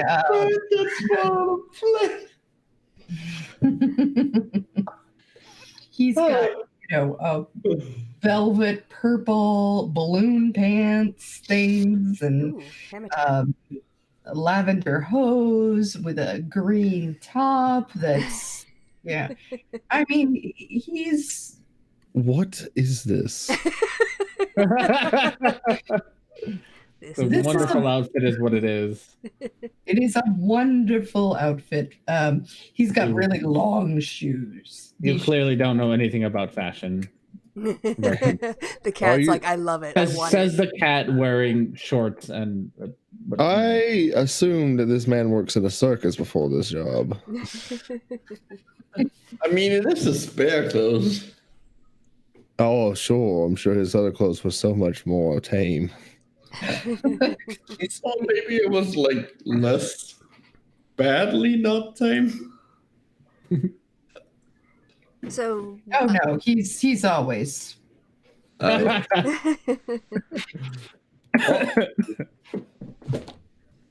Is my kind of person. Good for him. Yeah. I hope it makes him happy. Well, I think that we should let him do a few songs and maybe go buy him a beer and take it over to him during his first break. Yeah, that sounds like a man. All right. So he plays a few happy tunes. How good is he? Yes. Quite good. He is a good bard. I'm going to see, I guess, how well he does. Oh, Yeah. wow. Oh, Damn. Oh, look at him go. Okay, yeah. God, Fire tonight. And you know what? He gives Elspeth, he gives you a wink or two. Can you be more on fire? Gives me a bit of a wink, huh? Give him a Yeah, he's giving you the eye and he gives you a couple of winks. And see, we And have an then, he beer. at a certain point, he lapses into a beautiful romantic ballad, just full of vibrato and trills, and he spends half of the time just gazing at you, Moondog style, as he goes through this very lovely romantic ballad.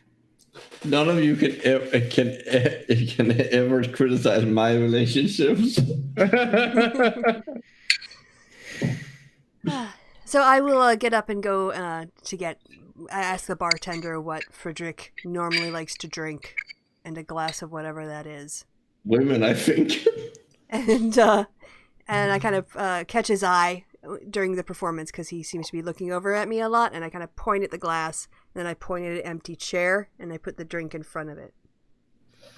He comes over with robes swishing, grabs you by the hand and says, "My lady, my savior," and kisses your hand. Erasmus just like giggling to himself. He's just like, he's had a few beers here, and like he's just enjoying the show. Oh, Frederick, I'm so glad I finally saw you in your element. It's Frederick. Frederick, yes. Frederick, yes. I'm so glad I finally saw you in your element with full performance. It's truly, truly spectacular. Well, my lady, with a muse as beautiful as you, how could I but be divinely inspired? Oh. Well, actually, we're looking for some divine inspiration. Segue. Yeah. We're interested in learning more about some of the history of the continent and Roland and the curse of Roland. And also we're wondering if you know any... Darling. Yes. Beautiful city before you, and you want to learn about old legends. Why not start your own? Tonight with you? Of course, my darling. Oh, sadly, I've got plans. I already have something with my goddess organized, but maybe the next time I'm in town. But what was the name of the place you guys visited today? And I look over at Reverence and Blue for some help. Where were you? I don't even remember. The red something. The big rock thing, yes. The Ruby building. Do you know anybody who works or uses that building or is a member? Well, certainly I've been to more than one of the soirees about, of course I do. Well, that's why we came to you. We thought you'd know everybody in town, especially the most interesting people. Oh, my lady, flattery will get you everywhere. Well, can you get us in here? I could get you someone to talk to, and who will be a favor or two. I think I could swing that for you. Perfect. Oh, I give him a hug. Well, we have a deal. Oh, but you must promise me before you leave the city that you will spend at least one night letting me show you about. I shall be the soul of gentlemanly courtesy, I promise. Well, tonight is my only night in town. So why don't you show me around the Ruby building, meet your friend, we'll have a midnight stroll. We'll go do it surreptitiously in the dark. Nobody will know but us. No, he can show me around. Erasmus. Here, look at the candle. I've had more than enough fire today. That doesn't work.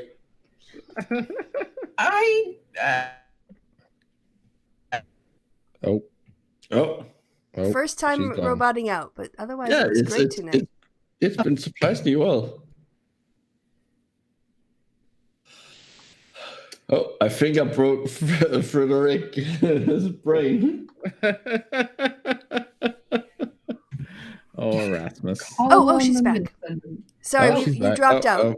Yeah, you started talking and it kind of like You dropped off where I had suggested the midnight stroll through the red building. She's out of the game. She's out of the game. Oh. She's out of Discord. She left. Dropped. Okay, it must be an internet problem. So we'll just give it a second. Mm. Oh, she's back on. Oh, there's her voice. I hear it. Okay, I'm here. There you are. I can hear you. I've been able to hear you guys, so I'm not sure what's going on. But basically, he can't get you in tonight. Oh, okay. He's going to have to talk to people. We can stay an extra day or two. We're not in that much of a hurry. And Elspeth just stares at Blue. We're really not that big of a hurry. We could always just make our way down a day later. I mean, what city are we going to? It's not going anywhere. It'll be there. It'll be there. It'll be there when we get there. Erasmus is like practically falling off his chair laughing. All right, well, fabulous. I promise you the time of your life, my lady. Wonderful. I'll tell you what, you finish your second set. I'll go sort out myself upstairs and what I was going to do tonight, and I'll meet you back down here after the end of your performance. I shall count the moments until you arrive again. Okay. Well, Elspeth is going to go up to her room and do the divination spell. Because she did prepare it because she knew she was coming into town yesterday. So I did not hear what you agreed upon as the question. So yep, the question that I'm going to ask is the fiend eel an imminent threat to this world? Ooh.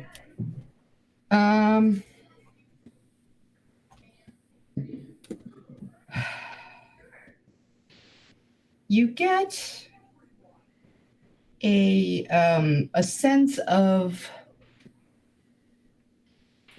confusion at the question, and after a moment, a warm voice in your mind says, "He is not one of the greater threats, but he could cause damage." Okay. Well, I'm gracious, and I sort of like do all my sort of like, oh, thank you, and see, they're fine. And offer up the very beautiful buckle that I got as a sacrifice. The offering. It twinkles and sparkles and disappears. All right. Okay. So then I take it the set's going on downstairs, so I'll just return. And I kind of, Erasmus, I take it like he's not staring at the fire anymore. When he's like, we send him off for drinks. And, lean over to the two and say, well, he could cause trouble, but he's not the most dangerous thing in the world right now. That's good to know. Mm-hmm. We have a lot of things to focus on these days. Yeah. So it's one less thing. But we should still definitely get him a different god. Or goddess. I believe that man might be more of a threat than any of... Oh, while the set was going on, I did take the chain out of my pocket and give it back to Reverence. Reverence just puts it in his pocket without a word. You're muted, Chrissy, right? Yep. Okay. Just wanted to make sure. My kids are watching something, and okay. I don't know if you can hear it, but just in case.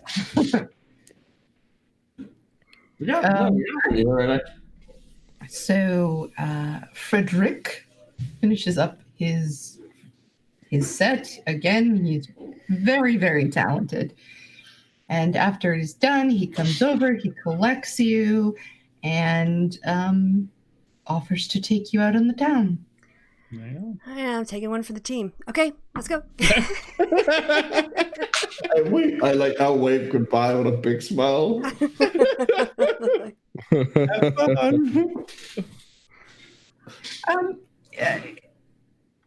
Frederick is not he's not an aggressive person, let's put it this way. So though he's a little bit much Yes. Okay. He's not creepy.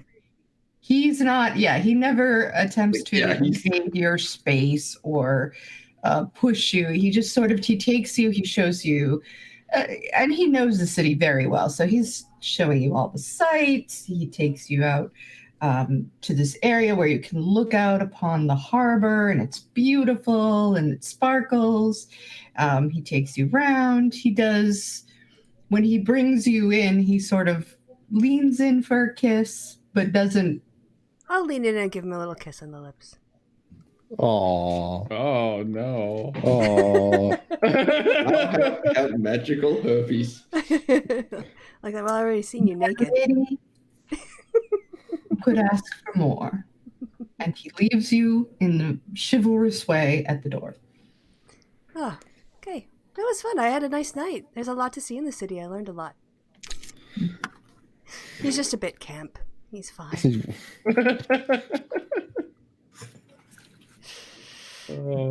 Oh, Frederick. Well, we don't have to worry about seeing him until tomorrow night because he'll go in his room now and sleep until 6 o'clock in the evening. So, good. That's true.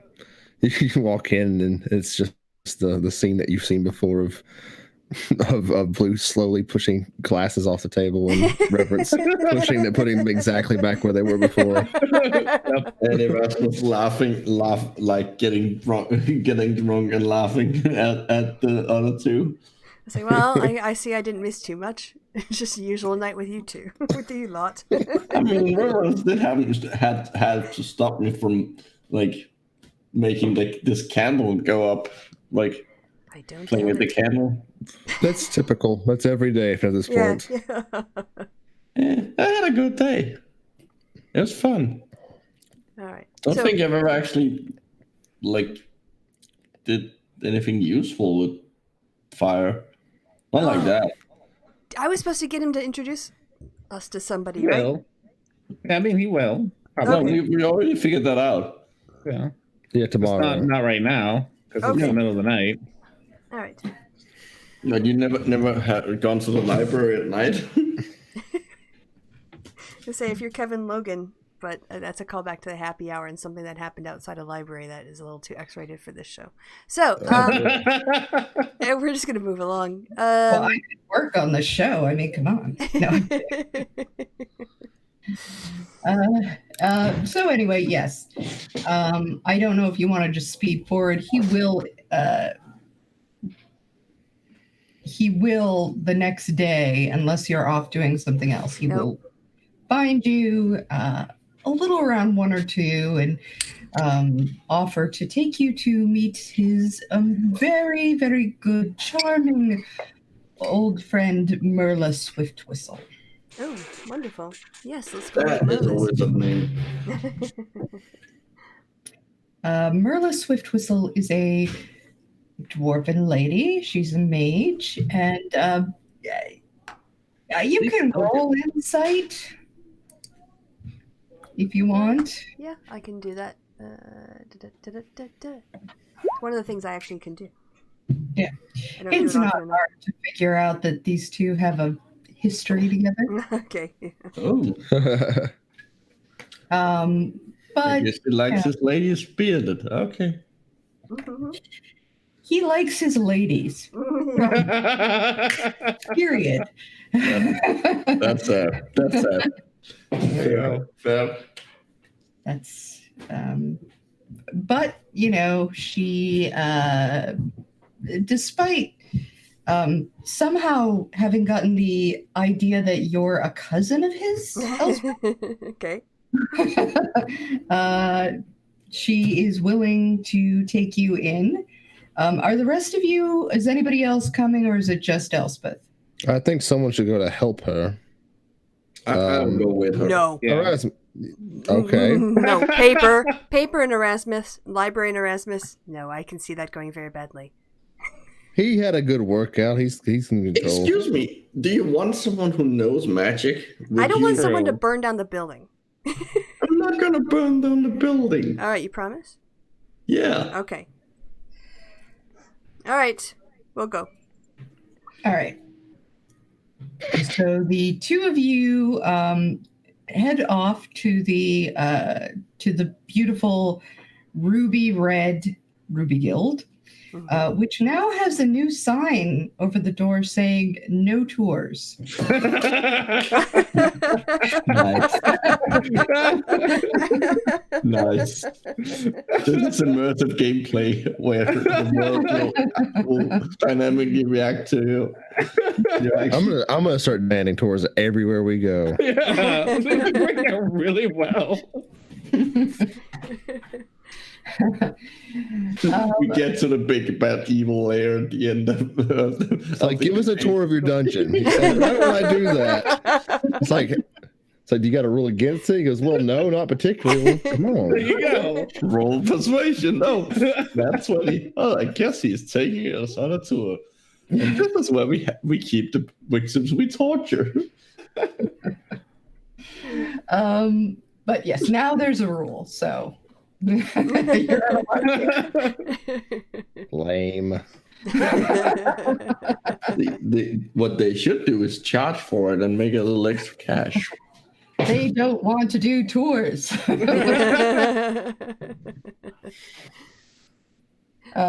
But yes, they do. Merla lets you in. She and Frederick are sort of gossiping over in one corner. She says, she takes you into the main library and introduces you to someone who can help you, who it turns out is Miss Ella York again. Hello. Oh. You don't know her. We don't know her. We haven't met her. You don't know her, yeah. Oh, that's true. You don't know her. But she's there, and she doesn't know that you guys are even associated, so it's meta. It's probably good, actually. Yeah, all we did was get a tour. Yeah, but she was like, keep your nosy friends away. Like, no, it's fine. They're cool. They just love this libraries. We love libraries. Me and Blue, well-known philanthropists. So much paper. Yeah. You know us. Always sitting around reading a good book. Yep. So, Never just fucking around. Never. with chains. Yeah, no, keep away.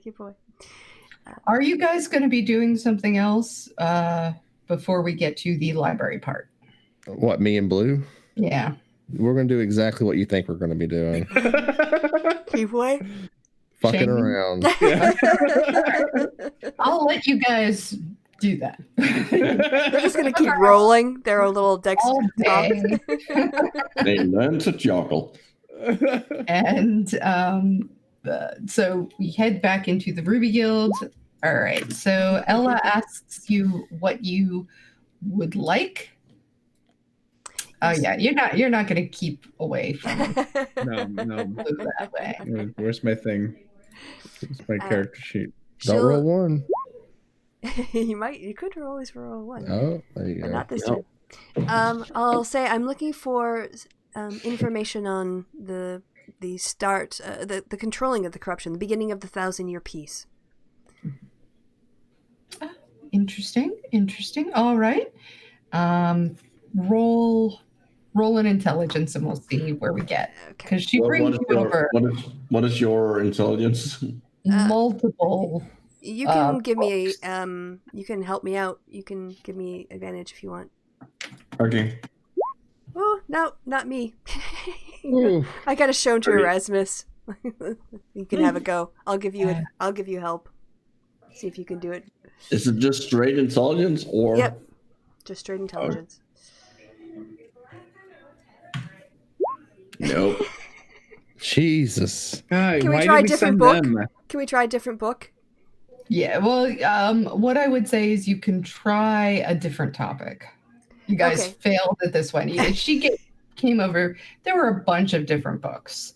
And you're like looking through them, trying to find, you're not even sure what, you know what I mean? Yeah. So at the end of all of that. Maybe we should just look up like the corruption in general as a starting point. I was thinking about the curse of Roland, how Roland was cursed. If we could look up a book on that. Yeah. All right, so you want to give me help? Let's hope this Can't believe we happens. sent the I'll help you smart out. ones. Okay. Okay. Is this an ability check? technically? Intelligence rolls? Yeah, it is. Alright, I'm gonna give myself guidance this time. Woohoo! Plus. Where's my die? Oh, 15. Okay. It's not what you find that's odd. It's that what you don't find. There's no evidence whatsoever that Roland was ever cursed. He supposedly went into the corruption and died in battle against a monster and was buried there in the corruption. So how he got to where you guys found him, you have no idea. Free Lantern Pass. That's weird. How did he? Might have to ask Medi. But yeah. Can I search for information on Free Lantern Pass? Sure. You want to help me? Yeah, sure. I'll help you out. I'll give you guidance. We can tap you on the head. Okay. I don't think you need it. I'm gonna do it anyway. Yeah. Take it. Oh, yeah. 20 is a help. It takes you a while because this is not not something that the mages spend a lot of time studying. And it's literally the other end of the continent.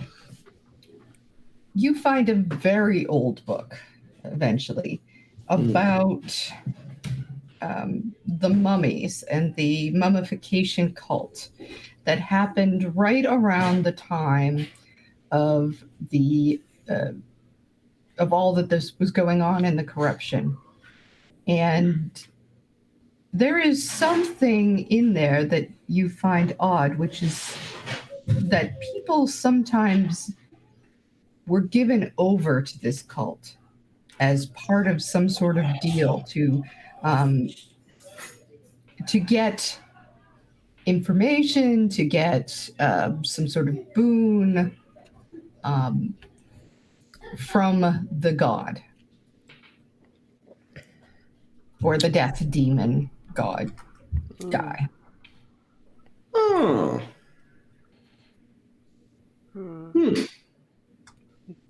Give over the body of a hero? I mean, it doesn't make a lot. It's worth a lot. No, it makes perfect sense. It's worth a lot. Somebody's body is worth a lot? If he's a hero. He would have had to have been still alive. Ooh. They began the mummification process while still alive. Take it from an expert. Things don't come for free, and the more you pay them, the more you get.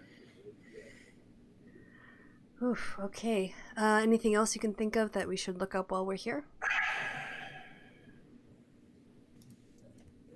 I remember hearing in the tales about a gaze. How much do I know about that from what I'd been taught at school?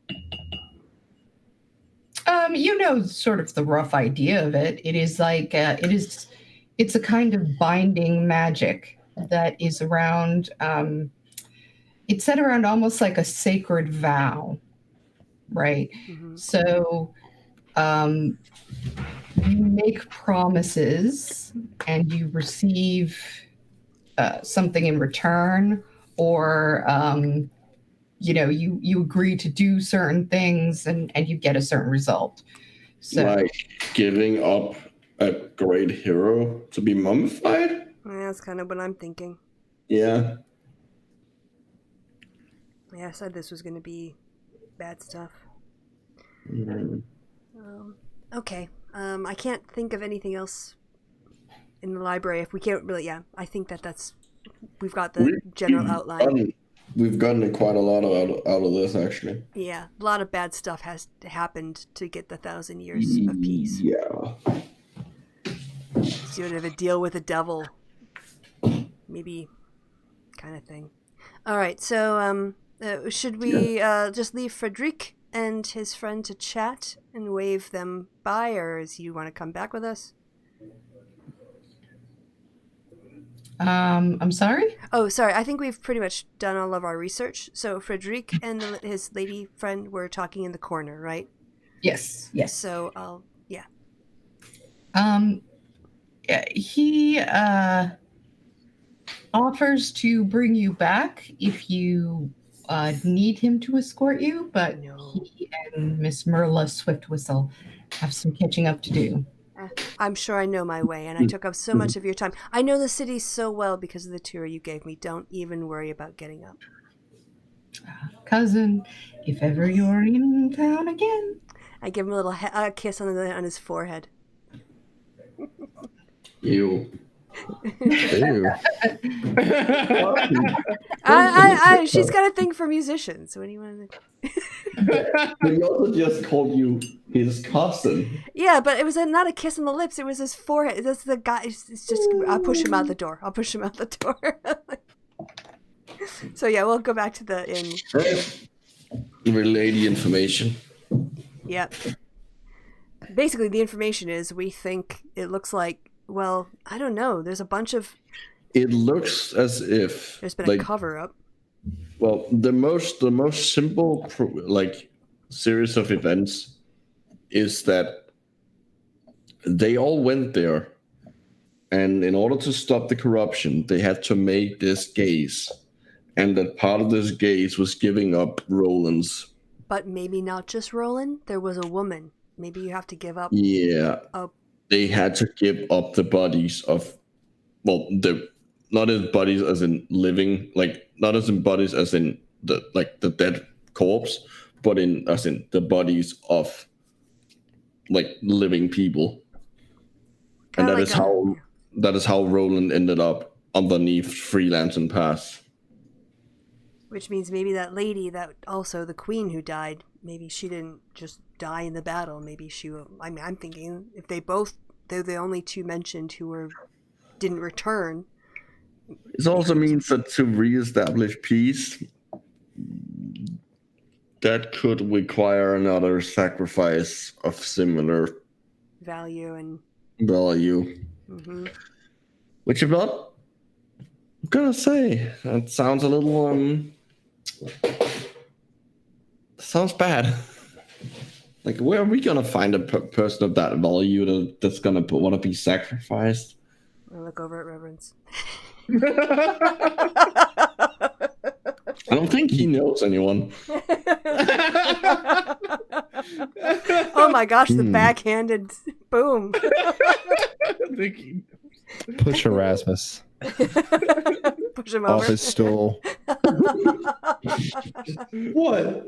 Are you seriously saying that you are as famous as powerful as a guy who's literally in all the books, who literally was literally it was a hero, not a king.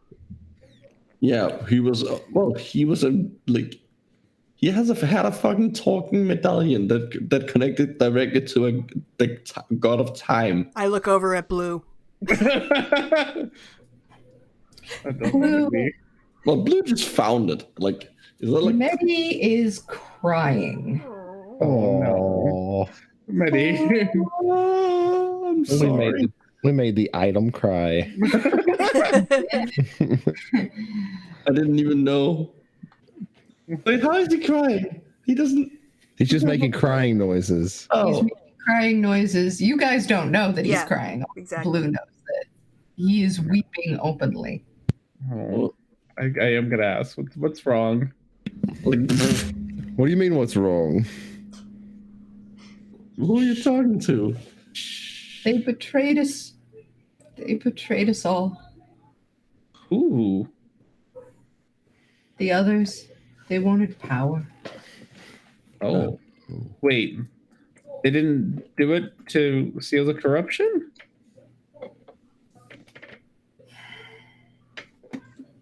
He goes silent. Fucking playing coy with us. He's traumatized. Yeah, he's been stuck in the hole, having to think about his friend's death and betrayal for 1,000 years. He's probably a little Okay. So it sounds like maybe Roland didn't actually agree to be sacrificed. Oh. Yeah. When Medi says that he was betrayed. Well, that's good. That means it doesn't have to be willing. That should What? make our job a lot easier. What? No. How is? No, that's not better. It's not better at all. Yes, it is. It's easier. Look. Easier does not equal better. But can you find out? Unless you have any better ideas, that is the only way we would know how to stop this. Well, we just started researching it. Surely there's other things. Maybe as Medi is ready, he'll talk more about things that he doesn't have words for yet. Exactly. I'm just saying, currently, that is our best option because it's the only option. I'm not saying I like it. Okay. You know, Blue, you really should kill him. Do you think he'd be a good sacrifice? No, but you might as well. Are you offering me now?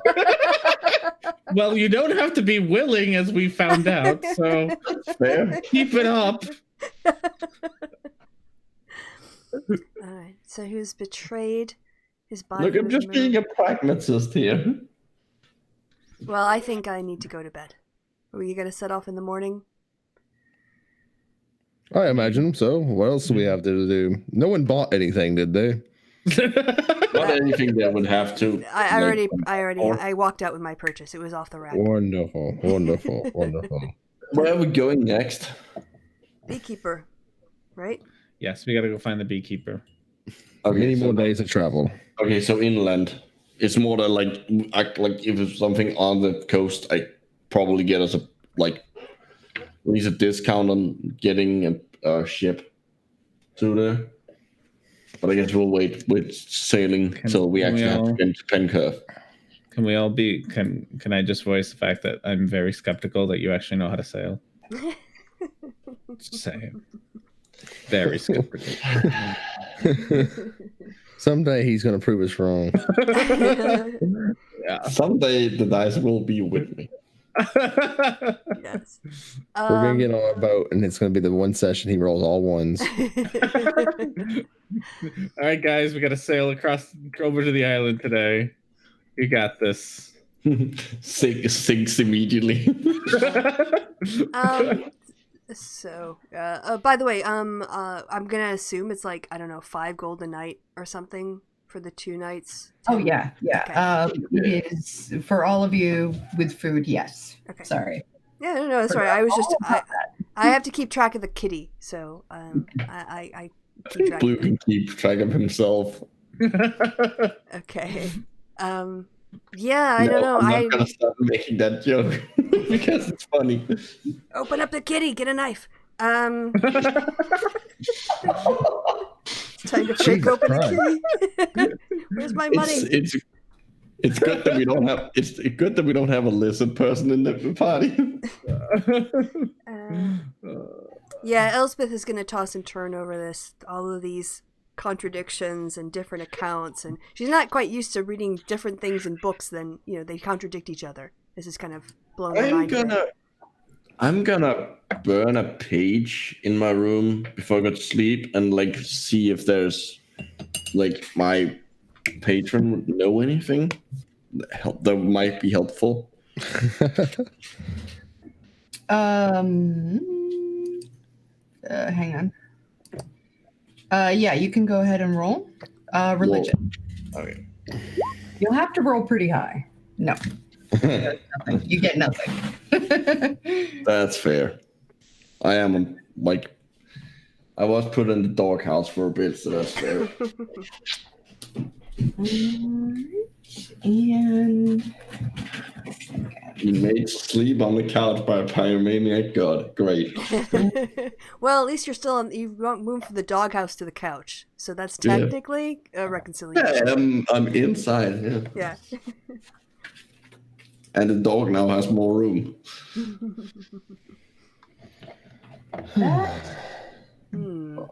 Who that book that you got? Who saw that again, please? The weird book? Erasmus and Reverence. The one with the tongue? Yes. The Erasmus Yeah. and Reverence. Or something? That was Yes. Erasmus and Reverence. Yes. Okay. Oh, shit.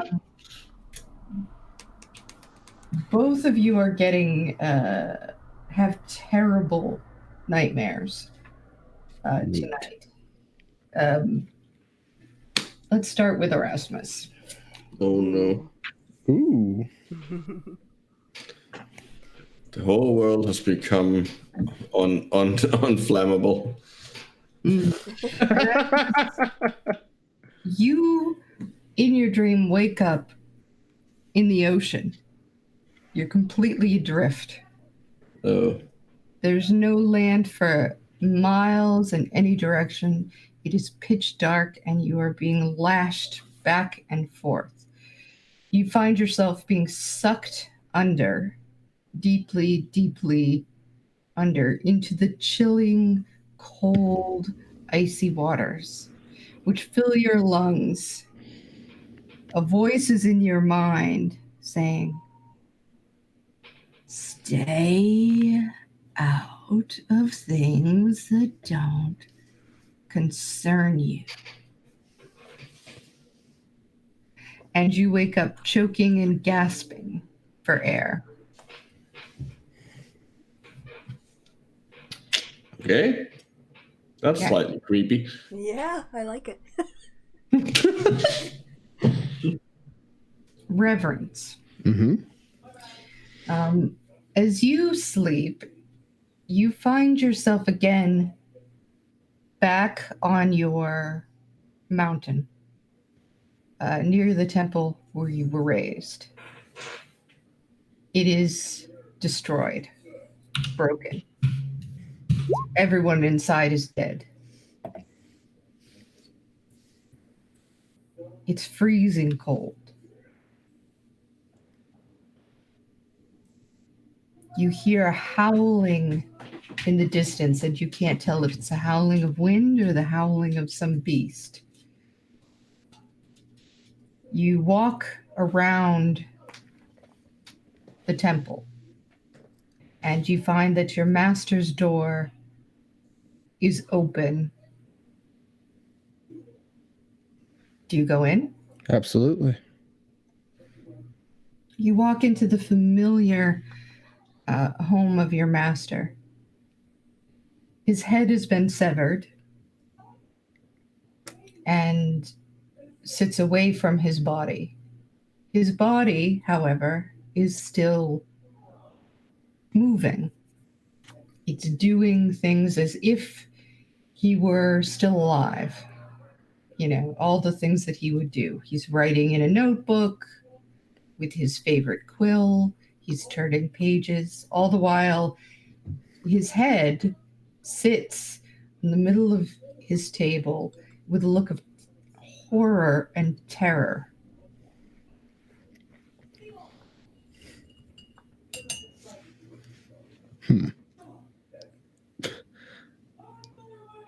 What is happening here? I'd say to myself more than anything. Do I have my equipment on me? You look down. You have nothing on. I mean, you have underwear. Oh. That's about it. You're not pulling a Frederick. When you say what's going on here, a wheezing sound comes out of your master's mouth. It says, the sound, and your master says to you, "You mustn't seek out secrets. The answers you cannot find."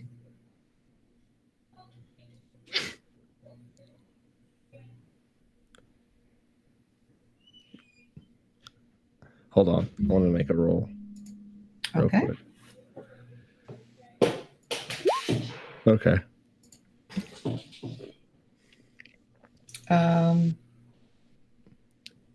Yeah, I wanted to see if I could recognize this as anything similar to having conversations with my grandmother. Mm-hmm. But no, this doesn't seem any different. This seems different than that, I want to say. Yeah, it does seem different, but you're not. You're. Yes, ma'am. It is and it isn't a dream. It feels like. Mm-hmm. Mm-hmm. Whereas you, with your grandmother, you were definitely having a dream. Okay. This is different. You hear movement outside. I'm going to sense extraplanar creatures. Okay, and what will that tell you? If there's a fiend or an angel or a fae nearby, and what and where, within like 60 feet of me. No. Okay. I'm going to follow the sound. It's all of the monks and other people from your temple. They're in a circle, each and every one of them headless, but carrying their heads. All of them open their mouths and let out horrible, heartrending scream. And then you wake up.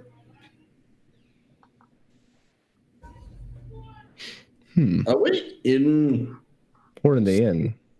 Well, but are we in the same room and waking up at the same time? I have my own room. I didn't care if I shared or not. No, it's just like if we both wake up from having a nightmare at the same time, that's quite that tells us something more. Did that happen? Yeah, you didn't really tell me who was sleeping with who, so. Yeah. Other than Frederic. No one's sleeping with Frederic. Not tonight. Not tonight. I think. No, I think the dwarven lady is. Yeah, me. Yeah, well, possibly. But I could roll for that, but I'm not going to. Doesn't matter. So between the three of you, who would have gone and slept with who? I imagine I sleep in the same for sharing rooms. I think you guys have shared rooms before, and I've been with Blue before. Okay, yeah. Then I don't. Yeah, sure. I'm bunk buddies with Erasmus. Keep an eye on him during the night. Erasmus wakes up, and a little bit afterwards, you also wake up. And Erasmus, of course, I'm assuming that as soon as he woke up, he would have lit a candle or something on fire. Yeah, and been sort of cradling it. Erasmus, did you have that same dream as me? That depends. Were you drowning? No, but I am. No, not at all. Did a voice tell you to not look into shit? Yes, it did. I thought for first that it was something more familiar than that, but no, a voice did tell me. It was my old master. Oh. What do you think that pertains to? Well, I mean, the only thing we've been looking into is the things we've been looking into over the past day. Indeed. So I would guess someone doesn't want us to do that, which is exactly why we should. I couldn't agree more. It's very strange that they would pick the two of us to be the ones to intimidate. Well, maybe the others have had this we don't dream as know. well. We'll have to ask them. We'll have to ask them. Should we ask them now or wait? I mean, if they haven't, we're kind of just going in there to wake them up. That seems rude. What if they wasn't just a dream for them, though? What if they're after them? I'm gonna go wake them up. That's fair. I'm gonna I stay I go after him 5 feet between us, with the candle still holding it, staring at it, try and calm myself down. I'll knock the door. Not knock down the door. Knock on the door. Blue, you want to get that? I don't do well. I need to sleep more. Fine. Good. Mom, I open the door, and rather than look straight ahead, I look down to where I think Erasmus's eyes would be, which I'm assuming is your knees. Yeah. Yeah. Then I look back up. It's oh. Did you perchance have a vision just now? No. Well, that's good to know. Be on the lookout for whatever may happen then. Oh. Is that it? Yes, that's it. It was just a horrible nightmare that me and Erasmus had by chance. At the same time. But yes, you may have go back to your sleepy dreams. Well, now Elspeth is sat up in bed. What do you mean you guys had this dream at the same time? That's impossible. We had a dream. Well, it wasn't the dreams were different, but the message was the same. A being of some sorts told us to not look into secrets that we had been seeking out the knowledge for. I didn't have a dream. Blue, did you have a dream? I did not. Well, it seemed too peculiar to not wake up. Why would you guys get dreams and we didn't? Would we know, we know that only the two of us, read the book and that, Vecna is watching. We were told that, right? You can roll intelligence, and I'm absolutely saying that I'm making no connection whatsoever here. Yeah. No way. There's no way Reverence would think about that. Yeah. Yeah. Yeah, I don't think Erasmus would think about that either. Erasmus is intelligent and does have some arcane knowledge. So I'm going to go with you can roll intelligence, and we'll set it at 17. Okay. Nope. Don't catch on. Nope. That's fair.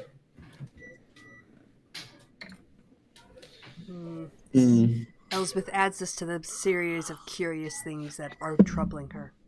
I'm not afraid of whatever this is. What did it feel? Okay, well, was it? What did it feel like? It did not feel like a vision sent to me from the hells. Have you ever experienced that sensation before in your life?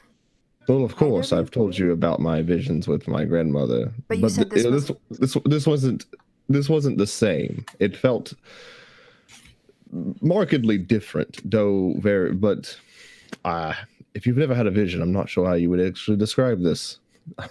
It felt different, but the same at the same time. I think I know what you mean. No sense. But it was the first time that you'd ever... It felt like I was in a different plane. Perhaps I had traveled to one plane before, but this time I had traveled to a different. Yeah, it felt different than when I had what did visions. Well, it felt different from when I have visions from my patron. And it felt like you were actually there. Yes, it felt more real than perhaps even a vision from... Like a lucid dream, but real? Physical and tangible. But there's nothing that you've experienced that it reminded you of. There wasn't any emotions or cold or sounds or smells or experiences.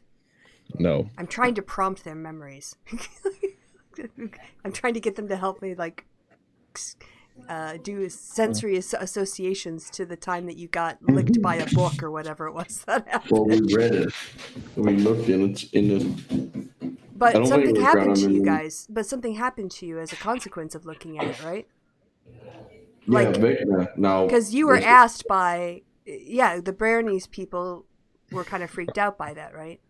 I'm sorry. Go ahead. I thought it was just a sense of foreboding that we basically got when we opened that book, and that we didn't really get an actual like physical feeling of any kind until after it licked us. You know, I think we were told. We were told that like Vecna would now be able to watch us or something like that.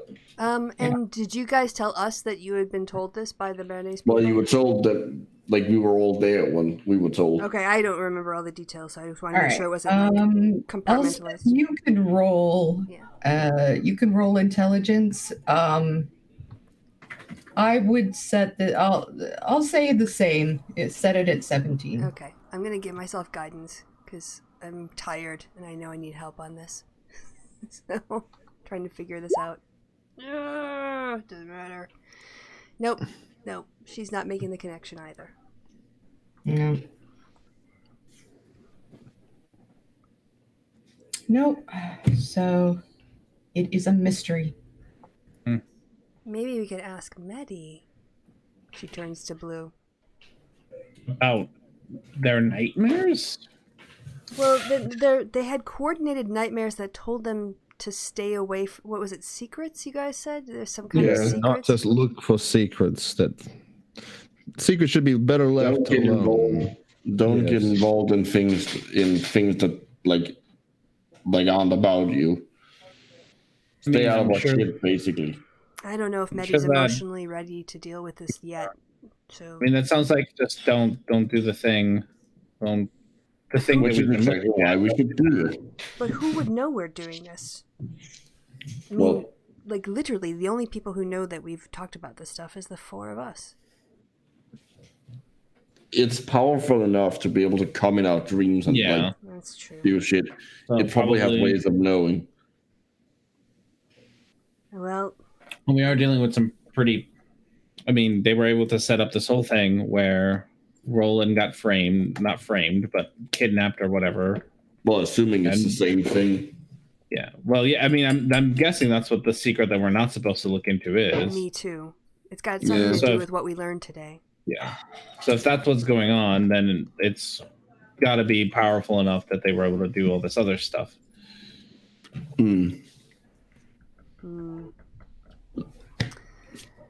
All right, well, let's all just go back to bed and hopefully you guys can get a good night's rest. And we'll see if we can figure this out later. Yep. All right, good night, you guys. Good night. Night. Blue, can you purr me to sleep? That is adorable. That's why I sleep with Blue, because he purrs until he falls asleep. It's very soothing. I sleep with there's knowing Blue, he probably just sleeps at the foot of the bed and purrs all the time. That's fine. That's fine. Yeah. It's like a white noise maker. Yeah. Such a bizarre party dynamic. A little pyro that needs a carer, like a sleep machine with tail. Okay. 3 tail, 2 horns. Horned. So next morning? Well, yeah, unless we get more nightmares. More dreams? No. Is this where we want to stop? I'm thinking that It makes is sense. 8:30. Yeah, it seems like a good time to end. And I got to do stuff because it's look at that security thing tonight. Oh yeah. Yeah. Go and get your watch on. Yeah. Keep them things safe. I'm gonna sit in a bar for 3 hours. That's what's gonna happen. But it's for a good reason. Yeah, it's sitting in a bar. And with I'm taking the shift no one wants. So Oh, you're doing a solid. Nice. yeah. Wow. Okay, well, we will have to wait till next time to continue on with our mystery. And thanks to the players and thanks to everybody. Oh my gosh. Somebody just dropped me a message in the chat and I will talk to it. All right, unless anyone else has anything they want to announce or anything?